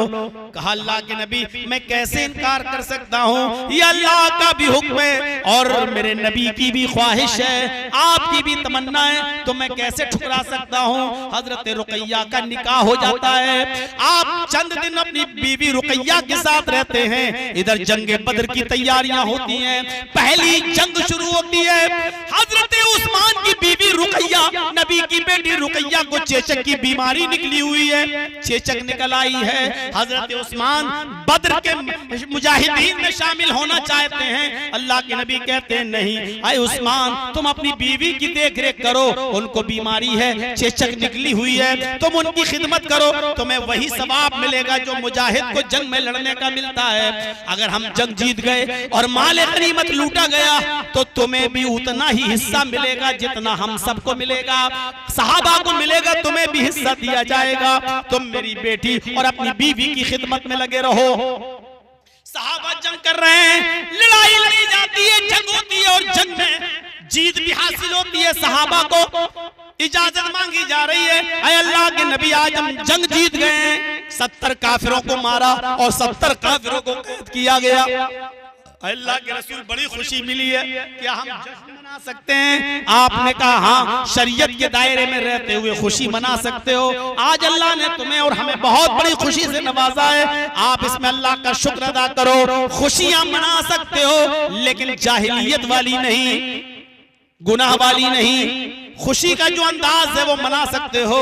अभी सहाबा खुशियां ही मना रहे थे, अल्लाह के नबी भी खुशी में शामिल थे कि किसी ने आकर कहा अय अल्लाह के रसूल आपकी बेटी रुकैया का इंतकाल हो गया है। सारी खुशियां काफूर हो गई, धरी की धरी रह गई। अल्लाह के नबी अपनी बेटी के जनाजे में जाना चाहते हैं। आप पहुंचते हैं, आगे बढ़ते हैं, क्या देखते हैं कि बेटी को कब्र में उतारा जा चुका है, तख्ते रखे जा चुके हैं, कब्र में उतारा जा चुका है और मिट्टी दी जा रही है। ऐसे मौके पर आप पहुंचते हैं और आप भी मिट्टी में शामिल हो जाते हैं और आप भी मिट्टी देते हैं और मिट्टी देने के बाद आपकी आंखों में आंसू हैं। हजरत उस्मान का चेहरा देखते हैं और आपने उसी जगह पर फरमाया उस्मान तुमने मेरा इतना कलेजा ठंडा किया, मेरी एक बेटी का इंतकाल हो गया, मेरे पास एक दूसरी बेटी भी है उम्मे कुलसूम, मैं उम्मे कुलसूम का निकाह भी तुम्हारे साथ कर दूंगा। मेरे भाइयों, इसीलिए हजरत उस्मान को जुन्नूरैन कहा जाता है। अल्लाह के रसूल ने अपनी एक नहीं 2 बेटियां दी हैं। ये बेटियों के साथ मोहब्बत थी कि आप खुशियां छोड़कर बेटी की कब्र पे जाते हैं, मिट्टी देते हैं और आपकी आंखों में आंसू आ जाते हैं। बेटी की जुदाई का गम, बेटी बाप होने की हैसियत से ये किरदार था आपका। उम्मे कुलसूम भी नबी की जिंदगी में इंतकाल कर गई, आप उनकी कब्र पर भी जाते तो आंखों में आंसू आ जाते। आपकी एक और बेटी थी, चहेती बेटी थी जिसका नाम फातिमा था। फातिमा जब भी घर में आती अल्लाह के रसूल उठते और अपनी बेटी फातिमा के सर का बोसा लेते। लेकिन आज बिस्तरे बिल्कुल बिस्तर पर हैं, करीबुल मर्ग हैं, अल्लाह को प्यारे होने वाले हैं, बिस्तर से उठने की ताकत नहीं। हजरत फातिमा को दरवाजे पर देखते हैं लेकिन उठ नहीं पाते, खुद हजरत फातिमा को बुलाते हैं और हजरत फातिमा अल्लाह के रसूल की परेशानी देख कर कहती हैं वाह कर बाबा ता, हाय मेरे अब्बू की तकलीफ, हाय मेरे अब्बू की परेशानी। अल्लाह के नबी फरमाते हैं फातिमा आज के बाद तेरे बाप को कभी इतनी तकलीफ नहीं होगी, फिक्र मत करो, आज के बाद तुम्हारे बाप को कभी इतनी तकलीफ नहीं होगी। फातिमा से इतनी मोहब्बत कि आपने जुमे के खुतबे में फरमाया लोगों सुन लो फातिमा से मुझे कितनी मोहब्बत है। जानना चाहते हो तो सुनो, फातिमा तो बुज़अतुम मिन्नी फमन अग़ज़बनी फ़क़द अग़ज़बहा। फातिमा मेरे दिल का टुकड़ा है, फातिमा मेरे दिल का टुकड़ा है। जिसने फातिमा को तकलीफ पहुंचाई मन अग़ज़बहा फ़क़द अग़ज़बनी, जिसने फातिमा को तकलीफ पहुंचाई, जिसने मेरी बेटी को रुलाया उसने मुझे रुलाया, जिसने मेरी बेटी को दुख दिया उसने मुझे दुख दिया, जिसने मेरी बेटी को रुलाया उसने मुझे रुलाया। जो मेरी बेटी से नफरत करता है वो मुझसे नफरत करता है। ये बाप होने की हैसियत से ये किरदार अल्लाह के नबी जनाब मोहम्मद रसूलुल्लाह निभा रहे हैं। फातिमा के बाद मदीने में जब आए हिजरत के बाद, तो मारिया किप्तिया से एक और बच्चा पैदा हुआ जिसका नाम था इब्राहीम। दो बच्चे तो लड़के कासिम और अब्दुल्ला मक्के में पैदा हुए और मक्के में इंतकाल कर गए। अब तीसरा बेटा आपका मदीने में पैदा हुआ जिसका नाम आपने इब्राहीम रखा। आपको अंदाजा होना चाहिए इस बच्चे से अल्लाह के रसूल को कितनी मोहब्बत थी। जिसने बताया अय अल्लाह के रसूल, आज आपके घर में एक बेटा पैदा हुआ है, ये खुशखबरी जब आपने सुनी तो आपने कहा खुशखबरी सुनाने वाले अबू राफे, मैं तुझे एक गुलाम तोहफे में देता हूं। आपने अबू राफे को इतनी सी खुशी सुनाने के लिए कि मेरे घर में बच्चा पैदा हुआ है, हाँ गुलाम दे दिया था, जाओ ये तुम्हारी खिदमत करेगा। अंदाजा लगा सकते हो कितनी मोहब्बत रही होगी उस बच्चे से। आप इब्राहीम को जो औरत दूध पिलाती थी उसका नाम था उम्मे बरदा। अल्लाह के नबी सल्लल्लाहु अलैहि वसल्लम ने उम्मे बरदा को एक बाग का टुकड़ा दिया था, गार्डन, एक बाग का टुकड़ा तोहफे में, सिर्फ इसलिए कि वो मेरे बच्चे इब्राहीम को दूध पिलाती है। इतनी मोहब्बत। लेकिन ये बच्चा भी 18 महीने से ज्यादा जिंदा नहीं रह सका। जब 1.5 साल का हुआ तो इसकी तबीयत खराब, जाकरी के आलम में, और अल्लाह के नबी कहीं मौजूद हैं। खबर आती है मारिया किप्तिया आपको बुला रही हैं, आपका बेटा इब्राहीम बहुत सख्त बीमार है, जल्दी जाइए। आप दौड़ते हुए घर जाते हैं, दरवाजा खुलता है, मारिया किप्तिया हाथ फैलाए हुए और अपने बेटे मोहम्मद इब्राहीम मोहम्मद रसूलुल्लाह के हवाले कर रही हैं। लीजिए। अल्लाह के नबी ने जैसे इब्राहीम को अपनी गोद में लिया, इब्राहीम को अपनी गोद में लिया तो ऐसे सिसकियां ले रहा था वो बच्चा, ऐसे कर रहा था, आखिरी वक्त था। और जैसे ही मारिया किप्तिया की गोद से वो बच्चा इब्राहीम अल्लाह के नबी के हाथ में आया, उस बच्चे का इंतकाल हो गया, इब्राहीम का इंतकाल हो गया। आपने उस बच्चे को मारिया किप्तिया के बिस्तर पर रख दिया, लिटा दिया। आपकी आंखों में आंसू आ गए और उन्हीं आंसुओं की धारा जो बह रही थी, उसी बहते हुए आंसुओं में आपने उस बच्चे के सीने पर या सर पे हाथ रख के कहा, इन्नल आईन तदमहु वल क़ल्ब यहज़ुन, इन्नल आईन तदमहु वल क़ल्ब यहज़ुन वला नक़ूलु इल्ला मा यरज़ा रब्बुना। बेटे तेरी जुदाई से तेरे बाप की आंखों में आंसू आ गए, बेटे तेरी जुदाई से मेरा दिल गमगीन है, लेकिन अल्लाह की किस्मत पर, अपनी किस्मत पर अल्लाह की तरफ से जो मिली है उस पर मैं राजी हूँ। अपनी जबान से ऐसी बातें नहीं बोलूंगा जिससे मेरा रब नाराज हो जाए, जिससे मेरा परवरदिगार नाराज हो जाए। हाँ तेरी जुदाई से मुझे तकलीफ जरूर पहुंची है। मेरे भाइयों गौर करो, उसके बाद मारिया हाथ पकड़े हुए, मेरा बेटा, मेरा बेटा, अल्लाह के नबी, मेरा बेटा, मेरे सरताज, मेरा बेटा इस दुनिया से चला गया। अल्लाह के नबी अपने बेटे इब्राहीम के सीने पर हाथ रखकर कहते हैं, इन्नी ला उगनी अन्की मिनल्लाहि शैया। अल्लाह, मैं अल्लाह के फैसले पर मैं राजी हूँ। इन्नी ला उगनी अन्की मिनल्लाहि शैया, मैं कोई काम नहीं आ सकता, यानी मैं अपने बच्चे को जिंदगी नहीं दे सकता। मौत और जिंदगी का मालिक तो अल्लाह है। इस मौके पर तौहीद का सबक भी दे रहे हैं, तौहीद का सबक भी दे रहे हैं कि जिंदगी देना भी अल्लाह के इख्तियार में और जिंदगी छीनना भी अल्लाह के इख्तियार में है। मारिया, मेरे बेटे को अल्लाह ने ले लिया, मैं बेनियाज हूं, मैं कुछ नहीं कर। अल्लाह क्या कहा, इन्नी उगनी मिनल्लाहि शैअन ला उगनी, मैं कोई काम नहीं आ सकता, मैं कुछ नहीं कर सकता इसमें, न मैं अपने बेटे को जिंदगी दे सकता हूं न मौत। ये दोनों काम तो अल्लाह के इख्तियार में है, मेरे बस में कुछ नहीं है। ये तौहीद का सबक भी दे रहे हैं। बाप होने की हैसियत से किरदार था। ये तो अपनी औलादें थी, अपनी औलादें। लोग अपने बेटे और बेटियों की औलादों से भी मोहब्बत करते हैं, करने वाले। आप दादा बन गए पोते से मोहब्बत, आप नाना बन गए नवासे से मोहब्बत। अल्लाह के रसूल का मामला भी कुछ ऐसा ही था। मिंबर पर खड़े होकर खुतबा दे रहे हैं, मिंबर पर खड़े होकर खुतबा दे रहे हैं। छोटा बेटा है हुसैन, चला आ रहा है, गिरता है, उठता है, गिरता है, उठता है। आपने अपने नवासे हुसैन को देखा, मिंबर पर खुतबा देना छोड़ दिया, उतरे और भागते हुए गए और अपने बेटे हुसैन को, नवासे हुसैन को उठाया और गोदी में लिया और मिंबर पर बिठा दिया और फिर खड़े होकर खुतबा दिया, फिर खड़े होकर खुतबा दिया। ये मोहब्बत थी अपने बेटी के बेटे से। आप अंदाजा लगाओ अपनी औलाद से कितनी मोहब्बत होगी जब नवासे से मोहब्बत का ये हाल है। एक दिन हजरत हसन को दाहिने कांधे पे बिठाया, एक दिन हजरत हुसैन को बाएं कांधे पे बिठाया। हसन दाएं कांधे पर, हुसैन बाएं कांधे पर, और दोनों को उठाकर अपने कांधे पे बिठा के कहा, अल्लाहुम्मा इन्नी उहिब्बुहुमा फअहिब्बहुमा। आय अल्लाह, मोहम्मद तेरा ये नबी इन दोनों से मोहब्बत करता है, तू भी इनसे मोहब्बत कर।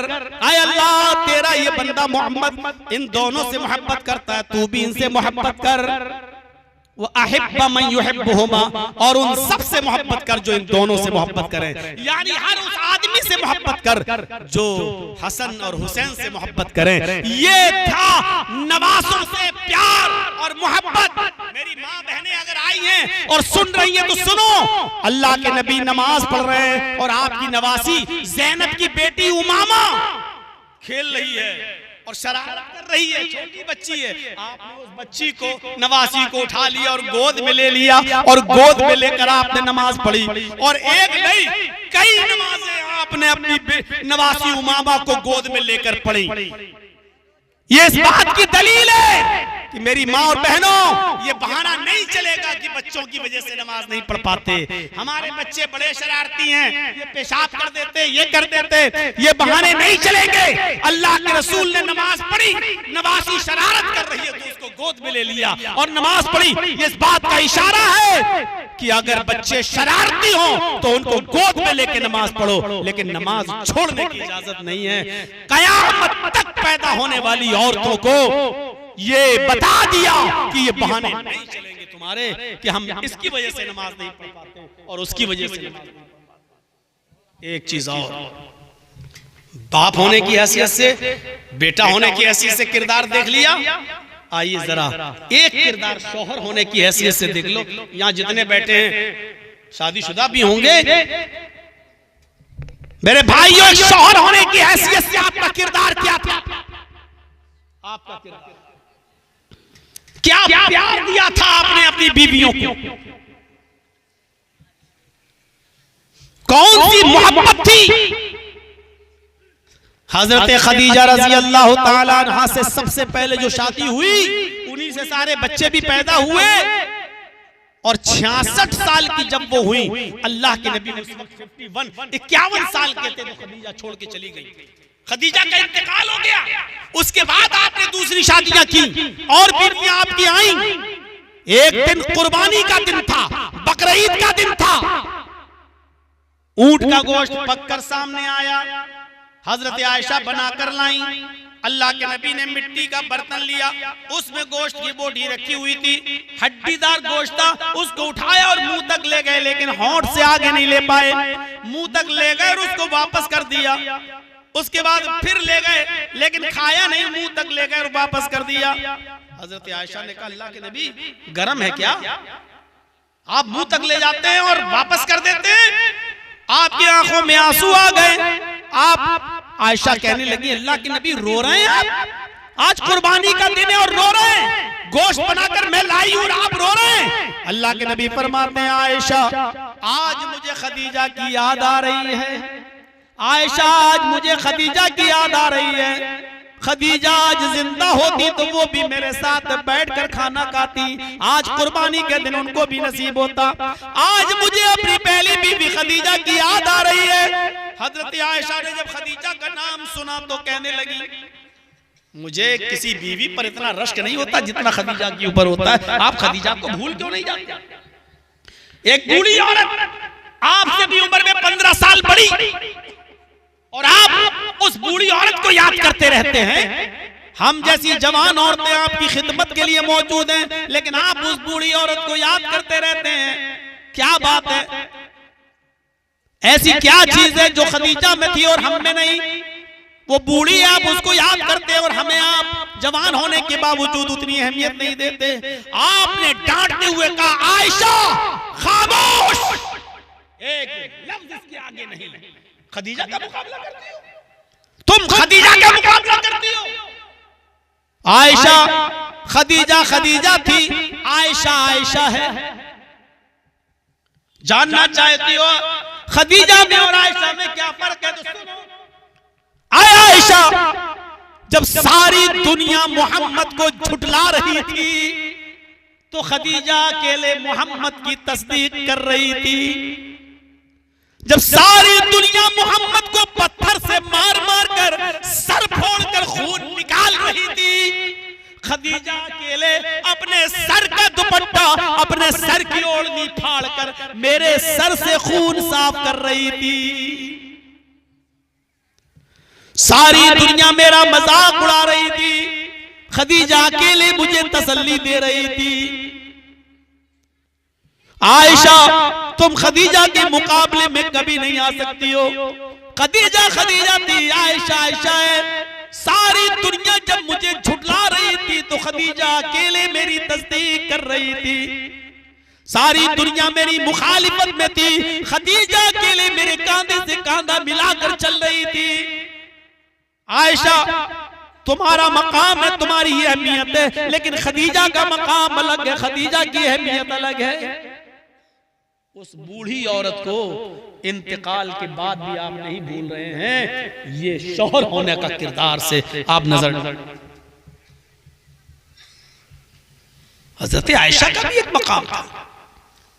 क्या प्यार दिया था अल्लाह के रसूल ने कि हजरत आयशा एक बार सफर में है नबी के साथ। आप जब भी किसी जंग में जाते थे तो अपनी किसी न किसी बीवी को साथ में ले जाते थे, कुरा डालते थे। एक मर्तबा 2 बीवियों को साथ में ले गए और कुरे में 2 बीवियों का नाम कौन आया? एक आयशा और दूसरा हफ्सा। आप दोनों बीवियों को लेके जा रहे हैं। फिर पर्ची डाली कि किसके ऊंट पर हम बैठकर जाएंगे। बीवियां तो दोनों जाएंगी, लेकिन किसके ऊंट पर बैठेंगे? उस कुरे में आयशा का नाम आया। अल्लाह के रसूल आयशा के ऊंट पर बैठे, साथ में दूसरे ऊंट पर हफ्सा भी है और जा रहे हैं। सफर है, थक गया ऊंट, तो उसको सस्ताने के लिए रुक गए, खेमा डाल दिया कि थोड़ा सा इन ऊंटों को सस्ता लेने दो, अपनी अपनी जरूरियात से साहबा फारिग हो जाएं। सब इधर उधर हो गए, अल्लाह के नबी भी इधर उधर चले गए। इधर हजरत हफ्सा हजरत आयशा के पास आई और आकर कहने लगी, आयशा तुम्हारा ऊंट कुछ कमजोर है और मेरा ऊंट अच्छा है। अल्लाह के रसूल तुम्हारे साथ बैठते हैं तो तुम मेरा ऊंट ले लो, ये ऊंट थोड़ा अच्छा है, तंदुरुस्त है और अच्छा है, तो तुम मेरा ऊंट ले लो, हमें अपना ऊंट दे दो, मुझे अकेले बैठना है उस ऊंट के ऊपर, इसलिए मेरा अच्छा और तंदुरुस्त ऊंट तुम ले लो और तुम अपना ऊंट मुझे दे दो, क्योंकि मुझे अकेले सफर करना है। हजरत आयशा ने कहा बहुत अच्छी बात। मशवरा हुआ और दोनों ने अपना अपना ऊंट बदल लिया। आयशा ने हफ्सा का ऊंट ले लिया और हफ्सा ने आयशा का ऊंट ले लिया। अब देखिए अल्लाह के नबी जनाब मोहम्मद रसूलुल्लाह सल्लल्लाहु अलैहि वसल्लम जब जरूरियात से फारिग होकर आए तो उसी ऊंट की तरफ आगे बढ़ गए जिस ऊंट पर बैठकर आए थे, आयशा की। लेकिन अब वो आयशा का ऊंट नहीं है, अब वो हफ्सा के पास है। लेकिन आप उसी ऊंट के पास आ गए। आप आए, देखा, अरे तुम हो हफ्सा, आयशा कहाँ है? अल्लाह के रसूल हमने ऊंट बदल लिया है, अपना ऊंट आयशा को दे दिया और आयशा का ऊंट हमने ले लिया। थोड़ा तंदुरुस्त ऊंट था, मैंने दे दिया आयशा को। आपने कहा चलो कोई बात नहीं, आधा सफर मैंने उनके साथ कर लिया, आधा सफर तुम्हारे साथ कर लेता हूं। आप फिर हफ्सा ही के ऊंट पर बैठ गए। थोड़ा सफर रह गया था। हजरत आयशा इस जुदाई को बर्दाश्त नहीं कर, बारी मेरी, नाम मेरा निकला। थोड़ा ही सफर सही, लेकिन क्यों दूसरे के ऊंट पर बैठे गया? लेकिन कुछ बोली नहीं और अल्लाह के रसूल सल्लल्लाहु अलैहि वसल्लम उस ऊंट पर बैठकर आगे बढ़ गए और आयशा अकेले अकेले चलने लगी। जब सफर खत्म हो गया, वुजू बनाकर लोग नमाज की तैयारी करने लगे। अल्लाह के नबी ने पूछा आयशा कहाँ है? कहा अभी तो यहीं थी, ढूंढने के लिए लोग निकले।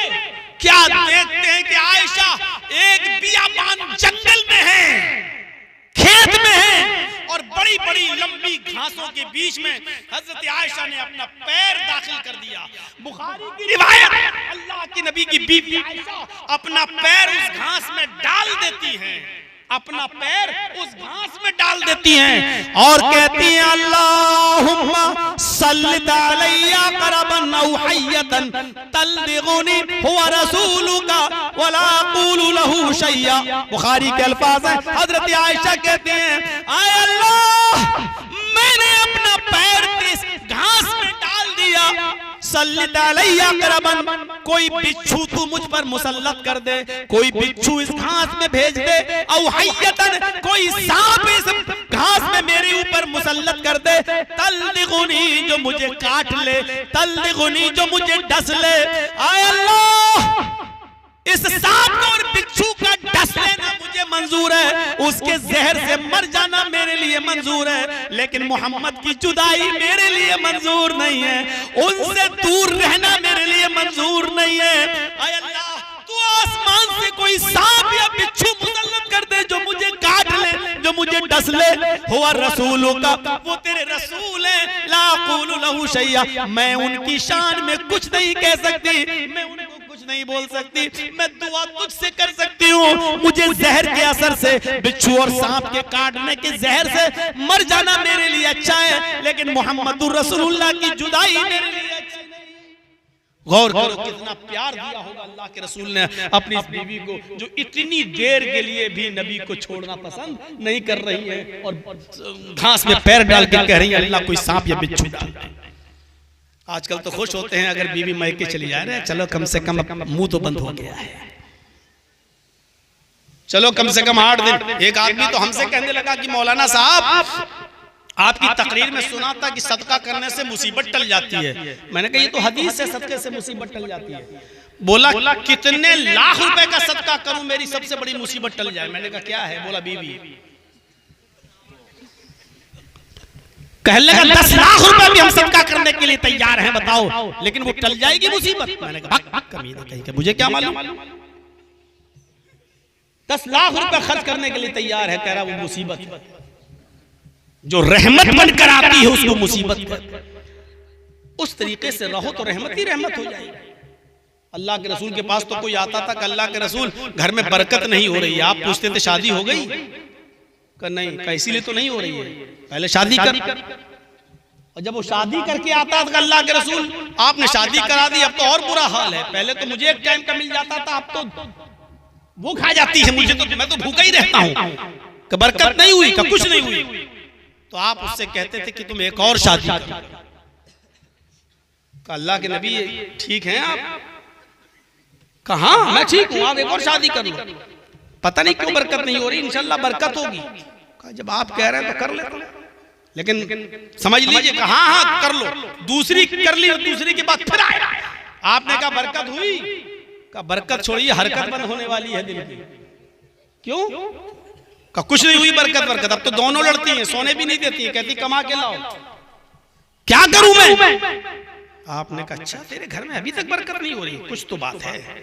अल्लाह के रसूल अब कुछ भी हो, आपने 2 शादियां कराई, अब आप मुझे काम बताओ, नहीं तो मैं जाऊंगा नहीं, लड़ेंगी हमसे। अब हम क्या क्या? आपने कहा अच्छा मेरी बात मानोगे? कहा क्या? बिल्कुल मानूंगा। कहा तुम एक शादी और कर लो। आंखें फाड़ के कहता है क्या इरादा है आपका? आपने कहा कुछ नहीं, चौथी के लिए नहीं कहूंगा, इंशाल्लाह जाओ बरकत होगी। कह रहा ठीक है, मर तो वैसे ही रहा, अब आप कह रहे हैं तो एक और करके देख लेता हूं। तीसरी भी शादी कर ली, और तीसरी शादी करने के बाद 1 या 2 महीने के बाद आया। अल्लाह के रसूल ने कहा बहुत दिनों के बाद आया। कहा बरकत हो गई अल्लाह के रसूल। कहा क्या हुआ? कहा तीसरी बीवी जो आप मेरे घर में आई ना, वो खजूर के पत्तों से चटाई बनाना जानती है, एक हुनर जानती है। वो रोजाना एक चटाई बना लेती थी, उसको बेचती थी, 1 दिरहम आता था, पूरे घर का खर्चा चलता था। उसने मेरी पहली और दूसरी बीवी को भी सिखा दिया, 3 दिरहम की रोजाना इनकम होती है, 1 खर्च होता है, 2 बचाता। आपने कहा और तुम क्या करते हो? कहा कुछ नहीं, मैं तो बैठ के खाता हूँ माशाल्लाह, मुझे क्या जरूरत है, बीवी कमा तो रही है। आपने कहा बीवी की कमाइयों पर पलेगा तू? तो कहा मैं क्या करूं? कहा तू भी ये काम सीख ले। अगर कभी तेरी बीवियों ने तलाक ले ली या जुदा हो गई, छोड़ के चली गई, तो कम से कम तू अपना पेट तो भर लेगा, अपना गुजर बसर तो कर लेगा, ये हुनर तो सीख लेगा। कहा काम तो बताया, लेकिन 3 शादियां कराने के बाद। काम तो बता रहे हैं आप, लेकिन 3 शादियों के बाद तो बीवियां तो बरकत लेके आती हैं। हमारे यहाँ बरकतें क्यों नहीं होती हैं? क्योंकि जहेज की डिमांड में इस बरकत को चाट लिया। मोटरसाइकिल, लाखों रुपया। फिर वही बातें हम करेंगे, वो डाकू और चोर वाली जो आपको पसंद नहीं आएगी, इंटरनेशनल भिखारी वाली जो आपको पसंद नहीं आएगी। क्या मांगने का अंदाज देखो। मेरा बेटा 10 लाख की दुकान पे बैठता है, तो एक गाड़ी नहीं दे सकता, 1 लाख रुपए की गाड़ी नहीं दे सकता। अरे तेरी बेटी के लिए तो कमाएगा, खिलाएगा। भीख मांगने की स्टाइल देखो। दरवाजे पर जब कोई भिखारी आए, लंगड़ा लूला पाहे, हाथ पैर कटा हुआ, और कहे अल्लाह के नाम पे दे दो, तो अच्छा लगता है 5, 10, 50 रुपए देने में। अल्लाह के नाम पे मांग रहा है, ये बेगैरत अपने बेटे के नाम पे मांग रहा है। मोटरसाइकिल दे दो, कार दे दो, 4 चक्का दे दो। इन दोनों में इंटरनेशनल भिखारी वो है जो अपनी औलाद के नाम पे, अपने बेटे के नाम पे मांग रहा है। ये इंटरनेशनल भिखारी है। मेरे भाइयों, 1:30 बज गया है। मैं 1.5 घंटे से ज्यादा कहीं नहीं बोलता हूँ, कहीं नहीं, लेकिन आपके यहाँ बहुत दिनों के बाद आया, इसलिए मैंने 2 घंटा आपके सामने अपनी बातें रख दी। 1 घंटा 50 मिनट। मुझे उम्मीद है कि इंशाअल्लाह आज की तकरीर आपके बच्चों पर असर डालेगी। आप बहैसियत बेटा अपना किरदार निभाएंगे, बहैसियत बाप अपना किरदार निभाएंगे, बहैसियत शौहर अपना किरदार निभाएंगे, और एक अच्छा बेटा, एक अच्छा बाप, एक अच्छा शौहर बनेंगे। हम अल्लाह से दुआ करते हैं कि अल्लाह आमीन हमारी खताओं को माफ फरमा दे, और जब तक तू हमें जिंदा रख, इस्लाम पे जिंदा रखना, और जब हमारा खात्मा हो तो ईमान पर खात्मा फरमाना। हजरात, आपसे गुजारिश है कि जाने से पहले